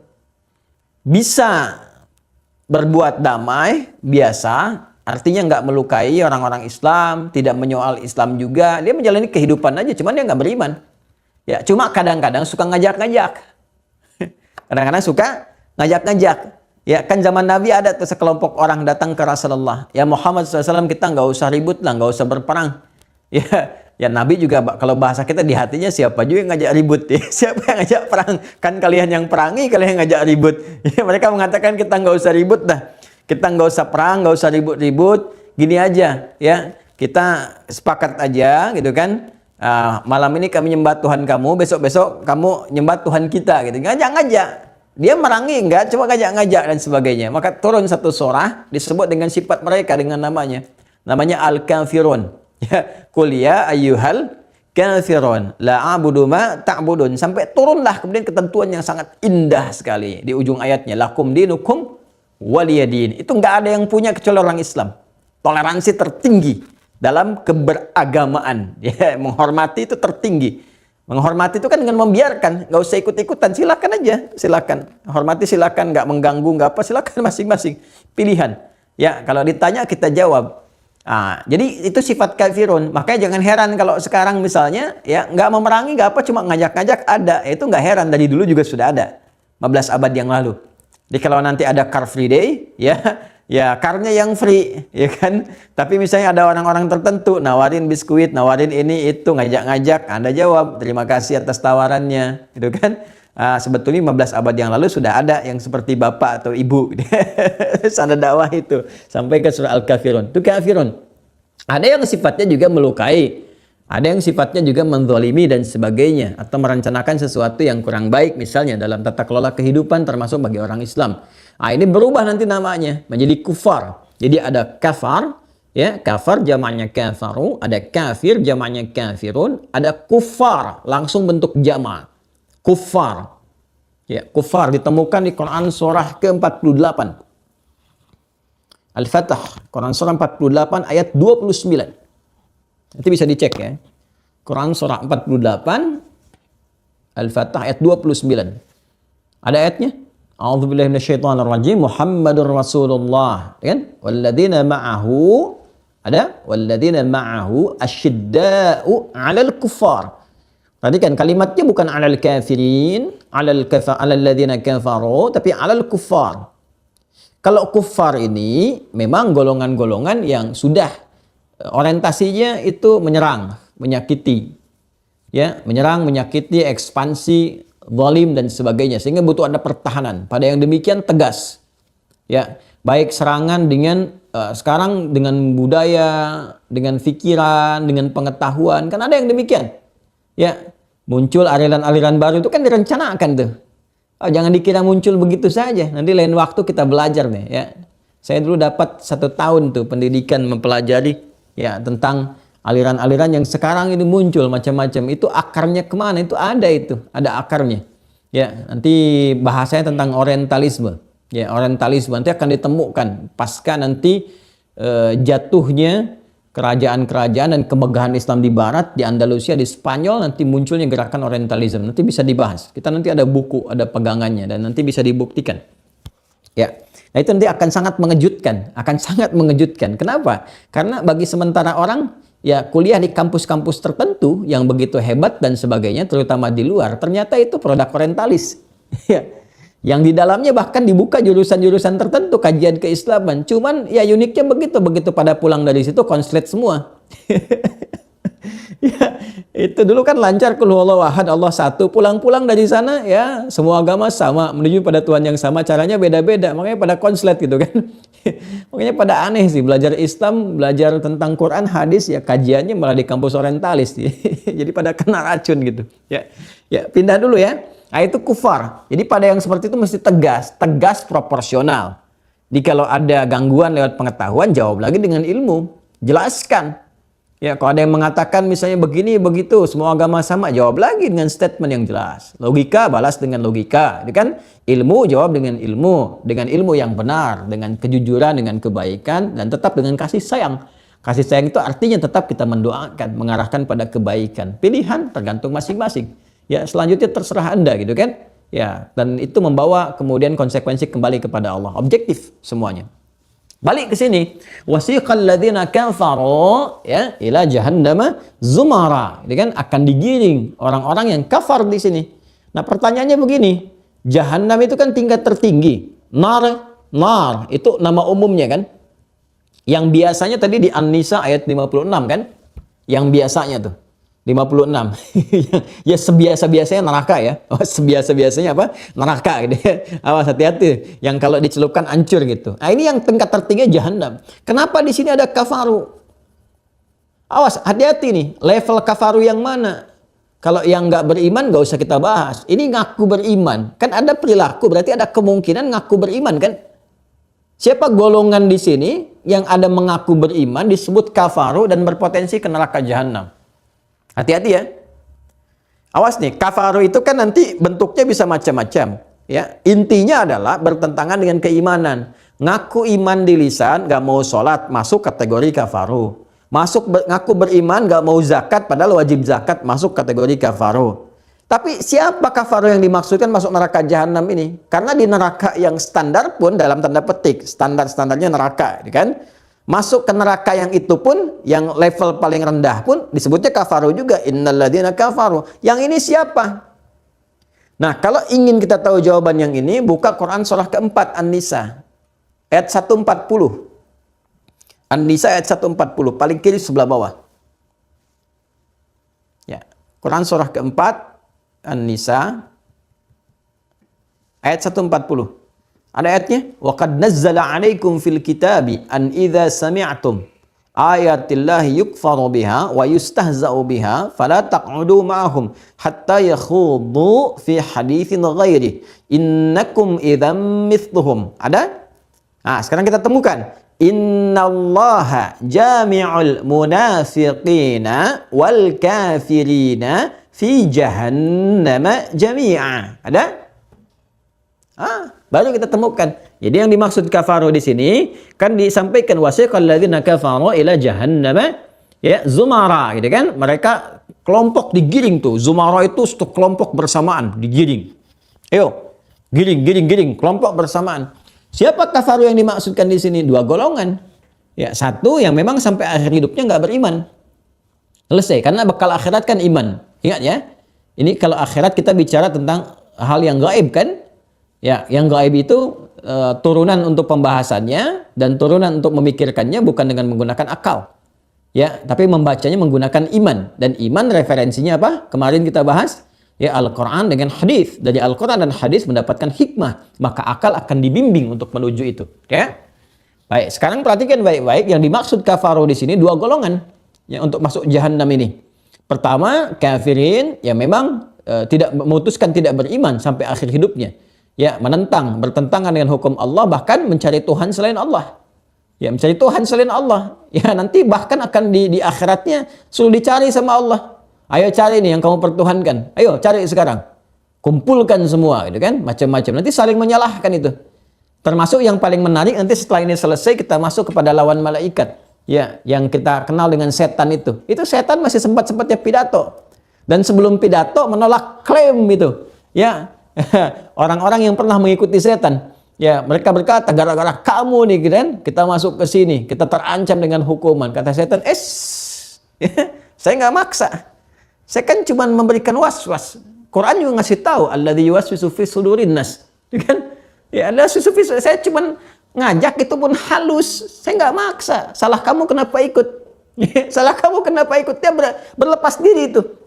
Ya, nanti berlepas diri itu. Semua berlepas diri. Dan setelah itu dia pidato. Nanti kita lihat deh ketika masuk sempat-sempatnya pidato tuh. Ya, nanti pokoknya kita kalau belajar Qur'annya itu nyambung, wah itu luar biasa deh ya. Jadi satu sisi memberikan kesan tersendiri, sisi lain kita waspada, sisi lain kita takut, sisi lain kita semangat untuk menunaikan amalan, ya. Nah, ini kafirin. Kemudian munafikin. Ya, innallaha jami'al munafiqina, ya. Munafikin jamak dari kata munafik. Orang-orang yang kena penyakit nifak, ya. Tadi yang saya katakan, ya, nifak nggak sama kesesuaian antara hati dengan lisannya, ya kan? Apa yang diucapkan dengan apa yang dilakukan dengan apa yang diyakini dalam hatinya itu nggak nyambung semua, nggak nyambung semua. Cirinya satu kata Al-Quran itu. Kalau kamu ingin lihat ciri orang munafik satu, ya ini dirangkum langsung di Quran surah keempat ayat 140. Wa qad nazzala 'alaikum fil kitabi an idza sami'tum ayatillahi yukfaru biha. Ya, dan telah tetap ketentuan dalam Al-Quran kalau Anda mendengar ayat-ayat Allah diingkari, jelas kufur, ya kan? Dia mengingkari ayat-ayat Allah jelas kufur, selesai. Itu masuk kafirin. Wa yustahza'u biha, atau mengolok-ngolok. Nah, ini munafik. Dia yang kufur yang pertama kafirin, yukfaru biha, jelas kafirun, ya kan? Wa yustahza'u biha, mengolok-ngolok munafikun. Ini yang suka ngolok-ngolok ajaran agama sendiri. Ya, ngolok-ngolok orang Islamnya yang beribadah, yang taat, tuh kan? Ngolok-ngolok agamanya sendiri, ngolok-ngolok isi dari tuntunan keagamaannya macam-macam. Akan ditemukan. Ya, atau mencoba memalingkan dengan cara yang tidak benar. Jadi padahal dia ngaku muslim, tapi dia kok membawa ajaran yang lain gak sesuai dengan isi-isi pedoman dalam Al-Quran dan hadis. Bawa ini, bawa itu, yang gak ada kesesuaiannya, bahkan bertolak belakang. Dan uniknya ketika orang konsisten mengerjakan ajaran Al-Quran, dan itu dijamin misalnya oleh undang-undang setempat, seperti di kita misalnya kan, di Indonesia, alhamdulillah, bersyukur pada Allah. Pasal 29 ayat 2, negara menjamin kemerdekaan tiap-tiap penduduk untuk memeluk agamanya masing-masing dan beribadah menurut agama dan kepercayaannya itu. Jadi kalau kita ibadah, kita dijamin. Sholat, dijamin undang-undang, nggak boleh diganggu orang sholat. Mau sholatnya tahajud kah, sholat duha kah, sholat witir kah, macam-macam kah, ya kan? Baca Quran, menghafal Quran, dijamin. Ya. Memelihara jenggot, merawat, berhijab, bernikab, itu bagian dari ibadah. Levelnya kan beda-beda, ya kan? Ada yang sunnah kah, ada yang wajib kah, ada yang macam-macam, silahkan sesuai dengan levelnya. Ada yang mubah, nggak ada masalah di situ. Ya, yang aneh itu negara menjamin, negara memberikan jaminan. Quran pun menghadirkan pedoman. Nah, ini ngolok-ngolok, ya kan? Waduh, datang ninja tuh. Nah, hati-hati tuh, ya kan? Ya, ngolok-ngolok perempuan bernikab dan sebagainya. Awas nih, waduh, calon teroris nih. Wah, masuk pesantren. Hati-hati tuh. Dia lisannya mengatakan dia muslim, tapi saat yang bersamaan dia cela tempat menimba ilmu agama, dia cela sebagai sarang teroris. Ya, orang berjenggot dia kecam dan sebagainya. Orang merawat dengan baik ya dan sebagainya. Itu. Ini hati-hati, itu nifak itu. Ya, puncaknya apa? Dia mencela tauhidnya sendiri, di dasar keyakinannya kepada nilai keberagamaannya yang bahkan dijamin oleh undang-undang dan menjadi hak asasi di setiap tempat, ya kan? Hak tertinggi yang sangat dihargai, ya, hak untuk beragama, hak berkeyakinan, itu dicela sendiri. Ya, digoyang tauhidnya. Semua agama sama, menuju pada Tuhan yang sama, cuma caranya beda-beda. Dipaksa keluar dari keyakinan untuk meyakini apa yang mereka buat. Dan saat yang bersamaan dia bisa mengatakan saya muslim. Itu konsletnya kan luar biasa tuh. Ya, jadi kalau masih ada pengikutnya, aneh tuh pengikutnya. Ya, kalau listrik konsep itu diperbaiki, ya, bukan dipegangin. Ah, ini kok pikiran konslet diikuti, diperbaiki. Jadi yang konslet, listrik konslet itu kan bahaya. Ini ada listrik konslet bahaya, diperbaiki. Panggil dari PLN, betulin satu-satu tuh. Panggil pakarnya, betulin. Rajut lagi, bukan dipegangin. Ini bukan masyarakat datang, apaan tuh? Konslet dipegangin. Jadi kesetrum semua. Ya kan? Ya sama pikiran konslet itu, jangan pada diikutin. Kalau diikutin kesetrum semua nantinya. Ini bikin seminar, bikin stadium general, difasilitasi, ya kena setrum semua. Makanya kata Al-Quran, innakum idzam mithluhum. Semakin lama disimak, mirip-mirip dengan mereka nantinya. Lama-lama ikutan. Minimal Anda bela. Ya, itu sudah. Ya, itu nirgelar. Mau pakai kiai, mau pakai buya, ustadz, dokter, profesor. Kalau menyimpang, ya menyimpang. Standarnya udah ada. Jangan diikutin. Ya, kalau ada channelnya, unsubscribe langsung. Jangan pernah disimak, bukunya jangan dilihat, selesai. Tapi Quran mengatakan nggak usah mencela kok. Coba lihat, tunjukkan pada saya ayat mana yang hadir di situ, celak mereka, hinakan mereka, bully, nggak ada. Indah sekali. Quran tidak mengatakan cela, ya hina, bikin, nggak usah dicela. Karena mencela yang tercela itu buang-buang waktu, buang-buang energi. Perbuatannya sudah dicela, nggak dicela pun tetap tercela. Jadi nggak usah mencela lagi. Cukup tinggalkan aja kata Quran. Fala taq'udu ma'hum, jangan sertai mereka. Udah jangan sertai, jangan tonton, jangan lihat macam-macam. Biarkan serahkan pada pakarnya. Kalau listrik konslet panggil PLN, panggil jawab pakar listrik, dia sambungin kembali. Biarkan ulama bicara, tunjukkan yang benar. Setelah itu ikuti kebenarannya. Innakum idzam mithluhum, kalau Anda terbuai diikuti fasilitasi, ikut nanti. Kalau sudah ikut masuk golongan, apa golongannya? Munafik, jamaknya munafikun. Kalau munafikun direndahkan pakai jar.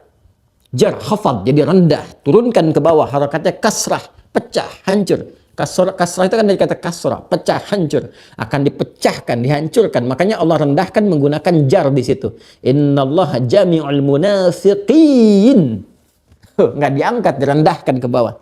Ya, kalau ngerti bahasa Arab nanti ada jar, ya, khafad, ya, alamatnya kasrah, ya kan? Kalau jamak nanti menggunakan ya dan thubutun nun di akhirnya kalau dia mudzakkar salim. Innallaha jami'ul munafiqin, Allah akan kumpulkan orang-orang munafik itu. Kenapa munafik didahulukan dibanding kafar? Ini unik nih. Padahal awalnya wa qad nazzala 'alaikum fil kitabi an idza sami'tum ayati la yukfaru biha, kan kufur dulu kok. Kafirun dulu kan? Ya, setelah itu wa yustahza'u biha, munafikun. Sifat munafiknya yustahza, mengolok-olok, merendahkan. Tapi ketika dimasukkan neraka jahanam, munafik didahulukan. Innallaha jami'ul munafiqin. Munafiknya dulu baru wal kafirin. Jadi kalau tadi digiring, yang dimaksudkan di sini wasiqal ladzina kafaru ila jahannama zumara, Quran surah ke-39 ayat 71, ya akan digiring tuh kan? Ya, orang-orang yang kufur menggunakan kata kafaru, yang dimaksud di sini munafik dengan orang kafir. Kenapa orang munafik didahulukan dibandingkan dengan orang kafir? Karena kecamannya tinggi. Orang kafir memang nggak beriman, nggak ngaku beriman. Ini kita bicara akhirat ya. Ya, bukan bicara dunia. Ini kita sedang bahas Quran dalam konteks keimanan kita. Ya, kalau kita mau bandingkan diskusi ya sah-sah saja, silakan, nggak ada masalah. Ini terbuka ya. Jadi kita bahas di konteksnya sedang membahas Al-Quran. Ya kan, dan dijamin oleh undang-undang nih. Kita sedang ibadah untuk penguatan akidah. Ya kan? Di kepercayaan lain mungkin ada konsepsi berbeda, silahkan kita menghormati. Toh pada akhirnya pembuktian konsep siapa yang benar, ya kan? Ya, ini ya. Jadi di sini apa namanya ilmiah pembahasan kita. Nah, jadi ketika dibawa nanti kemudian duanya disatukan. Kenapa munafik didahulukan? Innallaha jami'al munafiqin. Karena munafik ini ngaku beriman. Kafir memang sudah nggak beriman. Lawan dari iman kan kufur. Emang udah nggak beriman. Ya, jadi dalam tanda petik ya wajar gitu kan. Ya, wajar karena nggak ada bekal ya. Tapi kalau munafik dia mengatakan saya muslim, saya beriman. Tapi bukan hanya tidak membuktikan iman, dia mengolok-olok orang beriman dan mengolok-olok keyakinannya. Maka dia didahulukan. Kemana digiringnya? Ila jahannam jami'a, neraka jahanam. Ya. Bahkan nanti begitu kufur dilempar, yang kafir dilempar, ya munafik dilempar, dipastikan diperintahkan ya kepada penjaga neraka. Yang munafik itu lemparnya ketika dilempar mesti masuk sampai ke akar ke arak yang paling dalam ya. Ya, kalau kita ke keraknya, ke yang paling dasarnya di neraka. Ya, makanya kalau kita buka teruskan An-Nisa'nya ya, sampai ke 142, 143 Ya, kita akan temukan nanti di akhirnya innal munafiqina fi darkil asfali minan nar. Ya. Kan 142-nya innal munafiqina yukhadi'una Allah wa huwa khadi'uhum. Ada kan ya? Ya, kemudian terus sampai ke bawahnya, ya di situ nanti ada innal munafiqina fi darkil asfali minan nar. Ya, orang-orang munafik itu tempat terbawah, kerak neraka. Jadi kalau dilemparkan tuh orang munafik tuh diperintahkan oleh Allah kepada penjaga, ya, kepada malaikat penjaga di neraka itu, pastikan sampai ke dasar neraka yang paling bawah dan jahanam. Jahanam, bukan yang biasa. Nah, jadi kalau dilemparkan urutannya tuh biasa, jahim, jahanam. Yang paling bawahnya. Jelas ya? Nah, sekarang belum ketemu nih penjaganya. Yuk kita teruskan. Saya teruskan. Hatta idza ja'uha futihat abwabuha. Tadi kan digiring nih. Orang munafik, orang kafir dan sebagainya digiring nih. Sampai ke depan pintu neraka. Tadi kan saya katakan, tempat yang disiapkan kan neraka, ya, tempat disiapkan makhzan. Penjaganya disebut khazin, kan? Kemudian kalau banyak disebut khazanah, kan? Khazanah. Karena neraka kan tadi saya sebutkan ada level yang standar, standar neraka. Standar, kan? Kemudian ada yang sedang-sedang, jahim, kan? Nar, standar, jahim, ada yang paling dahsyat, jahanam. Ya, bahkan terus tuh levelnya, level tuh. Ya, kayak keripik pedas gitu kan, pedasnya makin tinggi makin levelnya terus makin dahsyat sampai ke bawahnya. Berarti penjaganya pun, ya, pintunya pun bukan satu kan, mesti banyak kan. Makanya di sini disebutkan jamak, futihat abwabuha, pintu-pintunya ya dibuka. Nah, kemudian setelah pintunya dibuka apa yang terjadi? Wa qala lahum khazanatuha. Ah, ini dia. Kita temukan kalimat khazanah. Ini yang saya maksudkan. Wa qala lahum khazanatuha. Ya. Maka para penjaganya mengingatkan kepada mereka, mengecam kepada mereka, mengecam. Wah, dikecam tuh. Ini pintu, sebagainya. Itu neraka. Neraka ya. Ingat, neraka. Neraka nih. Nih admin nih, awas hati-hati nih. Ya. Nah ini nih, ini abwab. Hatta idza ja'uha, ya futihat abwabuha. Buka pintunya. Tadi kan digiring tuh, digiring. Dan cara menggiringnya hati-hati, bukan menggiring kayak orang ke surga. Ya, atau kita minta semua berbaris, enggak. Saufa nuslihim nara. Ya, kembali ke An-Nisa itu ayat 56, ubun-ubunnya ditarik. Jadi direndahkan, tarik semua. Ya, semua tarik tuh, direndahkan sampai ketiba di depan pintu nerakanya. Ya, kemudian waqala lahum khazanatuha, para penjaganya, ini khazanah yang tadi saya sampaikan. Ya, disebut dengan khazanah. Dan kita temukan ya kalimat khazanah ya. Khazanatuha. Qala lahum khazanatuha alam ya'tikum rusulun, dan seterusnya. Ya, dikecam nih, ada kecaman. Kalian ini ya kurang apa lagi, udah diberi nikmat, ya berlimpah ruah, nggak kenal Allah juga, dikirimkan Rasul, nggak mau diikutin juga, dengar azan tiap hari, dikasih telinga, nggak mau respon, ngelihat orang ke masjid, ngelihat orang baca Quran, malah dimarahi, dan sebagainya. Wah, udah nih, dikecam habis di sini nih. Ya, dan nggak ada senyumnya sama sekali. Nggak ada senyumnya. Ya, keras. Kemudian bengis dan sebagainya. Buka Quran surah ke-66. Ayat yang ke-6. Ini sifatnya nih. Sifat ya penjaga khazanah, ini penjaga neraka.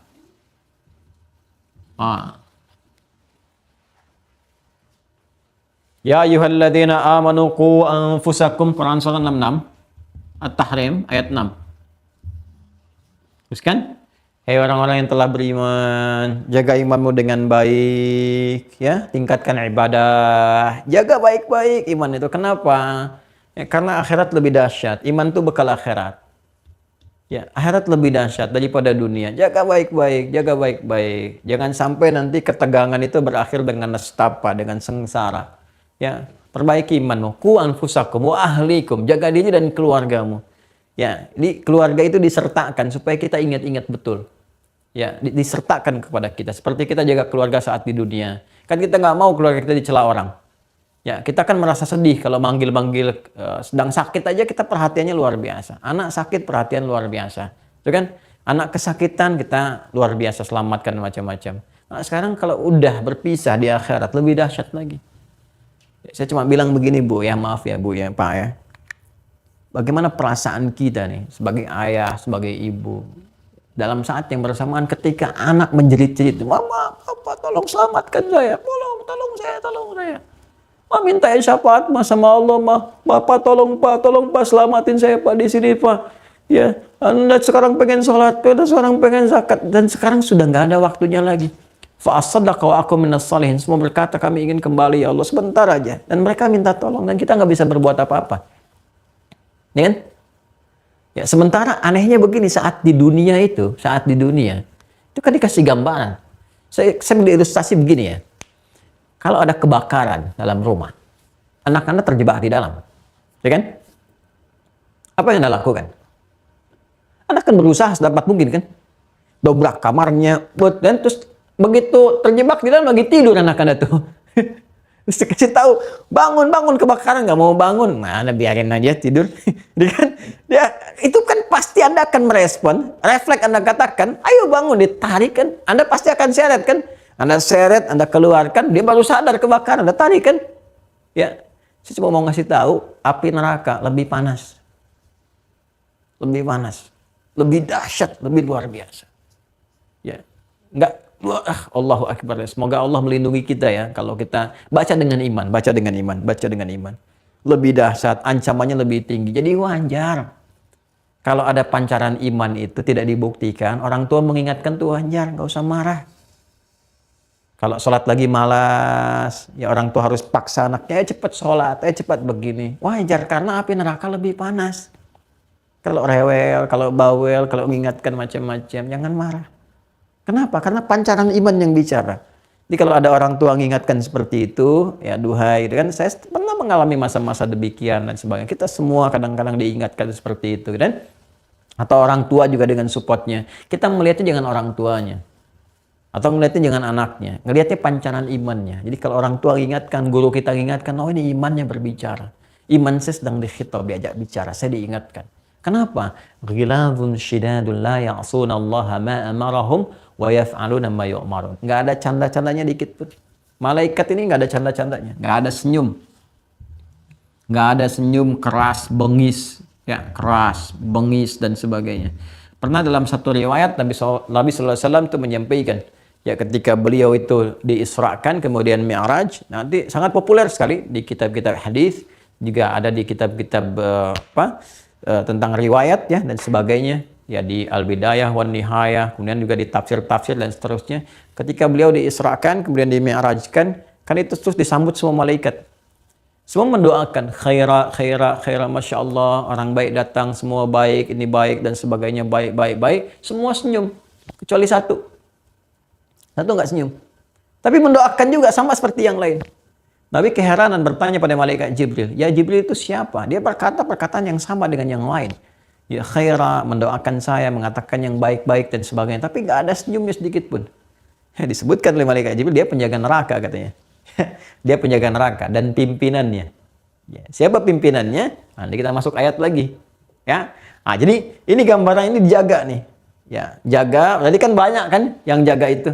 Nah, begitu dimasukkan, disiksa, baru kemudian dihukum dan sebagainya, dihukum terus.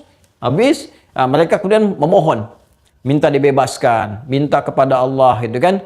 Ya, melalui malaikat-malaikat penjaga ini, ya karena malu kepada Allah, minta kepada malaikat itu. Ya, ini direkam dengan sempurna, ini digambarkan dan nggak ada yang menyebutkan ini kecuali Al-Quran. Buka Quran surah ke-40, Ghafir, ayat 49 sampai ayat 50. Ayat 49 sampai 50. Saya mau terangkan dari akarnya ya, sampai kita mengerti kemana nanti. Yuk kita sama-sama buka. Tadi kan 39 ya, sekarang surah 40. Surah 40 Ghafir. Ayat ke-49 sampai ayat ke-50. Ada? Wa qala alladziina fin nari. Ada? Wa qala alladziina fin nari. Ada ya? Yuk kita baca tuh. Jadi ini kan tadi baru digiring sampai depan pintunya kan? Quran surah 39. Ya ayat 71 kan, digiring kan, dikecam. Nah sekarang udah masuk nih. Alurnya nyambung tuh, udah masuk tuh. Surah 40 ayat 49. Udah masuk. Wa qala alladziina finnari, maka berkata orang-orang yang sudah masuk. Fi itu udah masuk ke dalam. Fi udah masuk ke dalam. Jadi fi di dalam. Aina Muhammad, ya. Kemana adik Muhammad itu? Oh, fil bait, dia di dalam rumah. Ya kan? Dia masuk dalam. Wa fil masjid, dia dalam masjid. Wa qala alladziina finnari li khazanati jahannam. Maka, ya kan, orang-orang yang sudah masuk ke neraka, ke jahanam itu, tadi ini nyambung yang tafsir di Az-Zumar tadi, ya, mereka kemudian meminta, ya, memohon kepada siapa? Li khazanati jahannam, kepada para penjaga. Khazanah, ingat tadi saya sampaikan bentuk jamak dari kata khazin, kepada para penjaga neraka. Ud'u rabbakum yukhaffif 'anna yawman minal 'adzab. Ya, tolong mintakan kepada Rabbmu gitu kan. Ya, para penjaga, tolong mintalah kepada Rabbmu. Kami minta syafaat, ringankan aja deh. Ringankan sehari aja dari siksa ini. Sehari aja minta. Ya, sehari itu berapa lama gitu kan? Ya, minta 1000 tahun gitu ya. Minta tolong diringankan, sehari aja minta ringankan, minta. Karena saking malunya menghadap Allah. Ya, dihisab aja udah tertunduk kan? Wa yad'u thubura, mereka mengatakan, wah, udah menghitam. Swaddat wujuhum di Quran surah Ali Imran itu kan, kalau kita baca terus dari ayat 105 terus itu kan sampai 109 paling kanan dari tengah sampai dengan ke bawah, ya. Ya, yauma tabyaddu wujuhum wa taswaddu wujuh. Pada hari-hari ada wajah yang kemudian memutih gembira bersinar, ada yang menghitam. Jadi wajah udah menghitam, udah malu tunduk, udah nerima kitab di belakang punggungnya, wa yad'u thubura, dan mengatakan celaka. Fa amma man utiya kitabahu wara'a dhahri, ya. Kemudian siapa yang diberikan kitabnya di belakang punggungnya, lalu dia mengatakan celaka, saya celaka, udah malu, nggak bisa natap Allah lagi. Takut dia. Maka ketika dimasukkan ke neraka pun dia minta kepada penjaganya yang dia rasakan ini mungkin bisa memohonkan kepada Allah, karena kami sudah nggak sanggup, malu kami, ya, kata mereka, bukan kita ya. Mereka berkata malu, sudah mereka minta, lo mohonkan kepada Rabbmu, hai para penjaga kita, yukhafif 'anna yawman minal 'adzab, sehari aja ringankan azab untuk kami, ya. Maka mencoba meminta, nggak ada yang respon. Kenapa? Karena tugas mereka menghukum, bukan mengajukan proposal permintaan. Jadi malaikat tuh begitu, disuruh tasbih aja, disuruh tahmid aja, nyabut nyawa nyabut, disuruh hukum aja, nggak ada urusan dengan yang lain. Jadi mereka itu tupoksinya, ingat kalimat dari Quran surah 66 ayat yang ke-6, la ya'sunallah, nggak akan bermaksiat. Ya, Allah mengatakan ghilazun syidadun, kamu bengis ya, keras, nggak boleh senyum, nggak akan senyum, nggak bisa dicandain. Anda mau masuk surga, ketemu malaikat itu misalnya, cuma nengok dari jauh, Assalamualaikum, surga dulu ya, nggak akan ketawa. Ya, dia mengucapkan selamat aja, tapi nggak ada ketawa-ketawanya. Nanti kalau udah masuk ya surga, maksudnya kelihatan. Kalau nanti misalnya, kan nanti ada orang-orang di neraka tuh minta cahaya kepada kita, insya Allah. Ya, tolong bagi dong cahayanya. Ya, bagi sedikit aja kepada kami. Ya, faktabis iktabis, dia iktabis itu mengambil sedikit, minta. Ya, faltamisuna nura. Ya, mereka ingin berusaha mengambil sebagian dari cahayanya. Minta dong sedikit, kami ingin ngambil dari bagiannya. Nggak bisa. Ya, nggak ada senyum-senyumnya malaikatnya. Itu. Jadi kalaupun dimintakan proposal mereka, nggak bisa. Karena nggak ada tupoksinya. Wa yaf'aluna ma yu'marun. Tugas kami menghukum, bukan ngajuin proposal. Hukum. Maka ketika mereka putus asa dengan para penjaga itu, mereka minta kepada pimpinan penjaga itu. Pimpinannya. Siapa pimpinan mereka? Pindah surah 43 ayat 77. 43 Az-Zukhruf ayat 77. Saya buka mushaf supaya saya ingin contohkan gitu kepada teman-teman. Ya, kami menghafal tapi kami ingin contohkan. Ayo, kalau kajian bawa mushaf, lihat ya. Ya, saya juga lihat bukan tafsirnya, ada tafsir untuk menunjukkan bahwa apa yang kita sampaikan merujuk pada keilmuan juga yang disampaikan para ulama. Ayat 77 ada? Wanadau ada? Wanadau ya maliku ada? Ayo, paling kanan agak ke atas sedikit. Wanadau ya maliku liyaqdi alaina rabbuk ada? Qala innakum makithun. Nah, setelah mereka putus asa minta kepada para penjaga yang biasa, ya, di pintu-pintu neraka udah disiksa habis di dalam, minta kepada mereka, masih khazanah tuh yang tadi itu, khazanah. Sekarang mereka minta pada pimpinannya. Siapa pimpinan dari malaikat penjaga neraka itu? Namanya Malik. Malik. Makanya kita kenal istilah Malik kan, malaikat Malik. Awas. Jibril, Mikail, Israfil, Azrail, Munkar, Nakir, hafalan dulu kan? Raqib, Atid, Malik. Ya, siapa Malik di situ? Dia ada ayatnya di Quran. Quran surah 43 ayat 77 kita temukan di sini. Masya Allah, ketemu malaikat Malik setelah 1,5 jam kita bahas nih. Baru nyampe nih ke Malik nih. Nah, jadi kalau kita nggak bahas begini, kita nggak ngerti kalau ini pimpinan malaikat neraka. Waduh, datang nih Pak Malik nih, pimpinan malaikat neraka nih. Padahal dia auditor misalnya. Ada auditor namanya Malik. Baik, jelas? Wanadau, kemudian mereka setelah putus asa minta sama para penjaga yang umum-umum itu, minta sama pimpinannya. Ini yang dikonfirmasi sama Jibril, yang tadi Nabi Muhammad SAW itu naik Mi'raj kan, ketemu dengan berbagai malaikat kan, ketemu malaikat Malik. Maka malaikat Jibril menyampaikan, yang ini penjaga neraka, ini pimpinannya namanya Malik. Ya? Nah di Al-Quran disebutkan, wanadau ya Maliku. Ya, wanadau, maka mereka kemudian memohon kepada pimpinan dari malaikat itu, penjaga neraka namanya malaikat Malik. Ya Maliku, hai yang memiliki kewenangan, diberikan kewenangan oleh Allah Subhanahu wa taala. Malaikat Malik pimpinannya, liyaqdi alaina rabbuk. Ya kalau memang udah nggak bisa gini, udahlah. Akhiri aja hidup kami, mohonkan kepada Rabbmu. Mintakan kepada Allah, akhiri aja kami ini. Ya, wafatkan aja, matikan aja kami gitu. Liyaqdi, qadha itu artinya menyelesaikan segala hal. Artinya mereka memang udah putus asa dari siksaan saking pedihnya, udah wafat aja, nggak usah dihidupin, nggak apa-apa gitu. Yang penting habis semuanya. Ya. Itu apa jawabannya kemudian? Jawabannya kemudian qala innakum makithun. Ya. Dijawab oleh malaikat Malik bahwa perintah dari Allah, kalian itu tinggal, kekal di sini, begitu, nggak ada meninggalnya. Ya udah begitu aja, kalian siksa-siksa aja sampai habis. Akhirat tuh nggak ada meninggal. Kalau meninggal di dunia, orang nggak ada meninggal lagi. Kalau udah meninggal selesai kan, nggak ada meninggal lagi. Bisa meninggal 2 kali. Dan malaikat Malik nggak ada canda-candanya. Ya Malik tolong, apa dul? Nggak ada, masa meninggal 2 kali? Nggak ada begitu. Ya udah, innakum makithun, gitu aja, bengis, keras, kejam. Innakum makithun, tinggal kalian situ. Udah gitu aja. Ya. Dan ini kalau kita buka kitab tafsir teman-teman sekalian, ini saya ada kitab tafsir ya, beberapa gitu kan. Ini ada At-Tahrir wa Tanwir juz yang ke-25. Ya, karya Syekh Tahir Ibn Ashur. Ya. At-Tahrir wa Tanwir. Jadi kalau kita dapatkan di sini, ternyata teman-teman sekalian, ini luar biasa nih, ya. Luar biasa nih keterangannya nih. Allahu Akbar.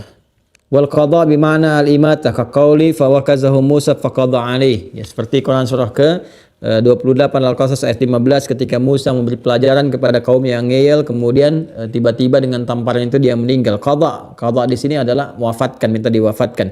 Sa'alallahu an yuzila anhum al-haya liyastarihu min ihsasil adzab. Ya kan? Wa hum innama sa'alallahu an yumitahum fa'ajibu bi annahum makithuna jawaban jami'an li nafyil imatah wa nafyil khuruj fa huwa jawabun qati'un lima qad yas'alunahu min bu'din. Allahu akbar. Ya. Jadi mereka meminta kepada Allah lewat malaikat itu bahwa tolonglah wafatkan aja, kami udah nggak tahan dan sebagainya. Lalu jawabannya apa? Kalian tinggal, nggak ada kematian lagi di sini. Ya, kalau kita nanti buka di riwayat-riwayat lain teman-teman sekalian, di tafsir kalau kita padukan beberapa tafsir yang lain menginformasikan mereka tuh meminta lama kan? Malaikat Malik diam. Sampai disebutkan 80 tahun baru terjawab. Diam. Ketika ada perintah dari Allah, innakum makithun. Kalian diam. Ya, sudah. Artinya apa? Kekal di dalamnya. Maka di situ kita dapat di kalimat-kalimat penghuni neraka itu, kalau nggak ada pernah bekal iman, bukan pelaku maksiat ya, yang memang ada iman dan bermaksiat sehingga harus dibersihkan di neraka, tapi murni karena munafik, ya benar-benar munafik dan kufur, nggak ada iman sama sekali, maka tempatnya khalidina fiha, kekal di dalamnya. Jelas ya? Khalidina fiha, kecuali ada orang yang pernah kemudian ada iman dalam dirinya, tapi iman itu tertutup oleh kegelapan-kegelapan dari perbuatan maksiat dan kekufuran-kekufuran, keburukan-keburukan, gitu kan? Yang pernah muncul dari perbuatan-perbuatan yang menyimpang. Kufur di sini dari perbuatan, bukan kufur akidah. Maka dia akan dibersihkan dulu di neraka ini, ya bersih-bersih, ya namanya bersih tetap neraka juga, gitu kan? Hati-hati, jangan dianggap ringan. Nanti babnya ada di Al-Bukhari.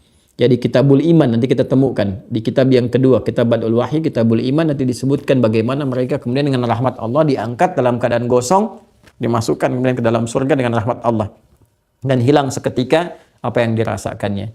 Jadi ini yang disebut malaikat Malik pertama. Ya, tempat pertama di akhirat nanti disediakan oleh Allah Subhanahu wa taala, disimpan bagi hamba-hambanya yang pertama kufur kepada Allah. Sengaja bahkan mencari Tuhan lain selain Allah, mengkhianati Allah Subhanahu wa taala, mengkhianati Allah, bahkan ada yang mencela Allah, mengecam Allah. Allah biarin deh, dimaafin selama di dunia, dikasih maaf dalam bentuk itu, dikasih waktu untuk bertaubat. Dibiarkan dulu, biarkan dikasih petunjuk, sayang Allah kasih petunjuk, kasih lagi harta, kasih ini, kasih itu supaya mendekat kepada Allah. Nggak mau juga sampai meninggal. Ya sampai nyawa di kerongkongan, baru baru mengatakan aku yakin beriman pada Tuhannya Musa dan Harun. Ya kemarin kemana aja? Setelah nyawa di kerongkongan baru mengatakan demikian, meninggal, selesai, ancaman tinggi. Ya maka yang seperti itu termasuk orang munafik, tempatnya di neraka, disiapkan pimpinan penjaganya disebut apa? Malik. Jadi Malik itu adalah pimpinan penjaga neraka. Ya jadi kalau disebutkan Malik ya, dari malaikat begini diurutkan, maka yang penting kita ingat adalah bukan namanya, sifat, karakter, ancaman-ancamannya yang menjadikan kita merasa takut dan menghindarinya. Makanya kan fitrah hukum umum diterapkan dalam kehidupan kita. Lihat di KUHP macam-macam kan, itu kan disebutkan kalau ancaman tinggi berarti perbuatannya itu harus betul-betul dihindari. Coba lihat kalau ada hukuman ancaman mati misalnya kan, kita kalau naik pesawat dari luar negeri itu mau landing, ya misalnya landing di Soekarno-Hatta tuh, itu selalu disampaikan, pramugarinya udah nyampaikan, bahkan pilotnya langsung hati-hati, jangan bawa narkotika, gitu kan, jangan bawa barang-barang yang sangat berbahaya seperti narkotika dan sebagainya, ancaman kematian, hukumannya adalah kematian, ancamannya hukuman kematian, itu diingatkan betul di awal. Diingatkan, jadi semakin berbahaya ya semakin tinggi tingkat ancamannya, maka itu yang kita ingat ya. Sekali-kali ngajinya keluarkan tentang neraka tuh, bahas terus apa aja yang menyebabkan masuk ke sini sehingga perilakunya diturunkan, itu kurikulumnya ya, keluarkan oleh kita tuh. Jadi ini perbuatan begini menyebabkan potensi ancamannya neraka ke sini, ancamannya begini. Ini masalah iman ya. Ya kalau akal kayaknya nangkapnya biasa aja, neraka. Tapi kalau iman itu ada dan betul-betul kuat, itu pasti akan memberikan getaran kepada jiwa. Dilatih dengan amal saleh. Nah sekarang alhamdulillah, orang yang tidak mendapati itu semua, ya kemudian dia terbebas dari neraka, masuknya ke jannah, masuknya ke surga. Sekarang pertanyaannya, siapa malaikat-malaikat yang menjaga di surga? Ya kan? Ada berapa banyak malaikatnya? Nah belum selesai itu. Berapa banyak malaikatnya? Ada berapa jenis surganya? Kemudian siapa nama malaikatnya? Apakah Ridwan? Tahu dari mana? Tahu di Al-Quran nggak ditemukan nama malaikatnya Ridwan, ya kan?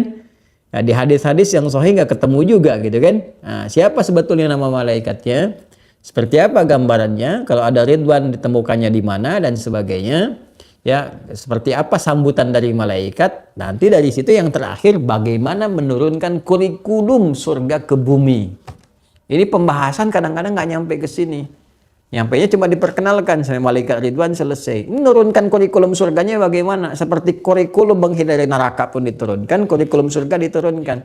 Yang kita kenal kan kalau tanya mau masuk surga, mau surga apa? Firdaus. Saya tanya surga Firdaus yang bagaimana? Amalannya apa? Penjaganya siapa? Karakternya ketika masuk bagaimana menyambutnya? Menyiapkannya seperti apa? Nah, ini yang penting kita turunkan. Jadi itu kesimpulannya untuk hari ini teman-teman sekalian. Kita dapati bagian akhir kehidupan itu imma di neraka dengan segala tingkatannya sampai yang paling tinggi, paling menyengat itu jahanam. Kita bermohon berlindung kepada Allah sehingga terhindar dari itu semua dan mendoakan saudara-saudari kita yang berkehidupan ya yang belum beriman, yang munafik, yang macam-macam, semoga Allah kembalikan dengan hidayah yang terbaik, sadar kembali, kan? Kembali kepada jalan yang benar, kembali beriman dengan baik, ya. Kemudian juga beramal soleh, taubat nasuha, dan kita juga dibimbing oleh Allah untuk berlaku baik, konsisten, istiqamah sampai dengan wafat, insya Allah dalam keadaan husnul khatimah. Itu yang terpenting. Ya, demikian teman-teman sekalian, terima kasih. Allahumma taqabbal minna innaka antas sami'ul alim wa tub 'alaina innaka antat tawwabur rahim. Allahumma rabbana atina fid dunya hasanah wa fil akhirati hasanah wa qina adzabannar. Alhiqna ya Allah ma'al ladzina an'amta 'alaihim minan nabiyyin was-siddiqin wasyuhada'i was-salihin wa hasuna ulaika rafiqa. Wa sallallahu ala sayyidina Muhammad wa ala alihi wa sahbihi ajma'in. Wa akhiru da'wana subhanakallahumma wa bihamdika nashhadu an la ilaha illa anta nastaghfiruka wa natubu ilaik. Walhamdulillahi rabbil alamin. Assalamualaikum warahmatullahi wabarakatuh.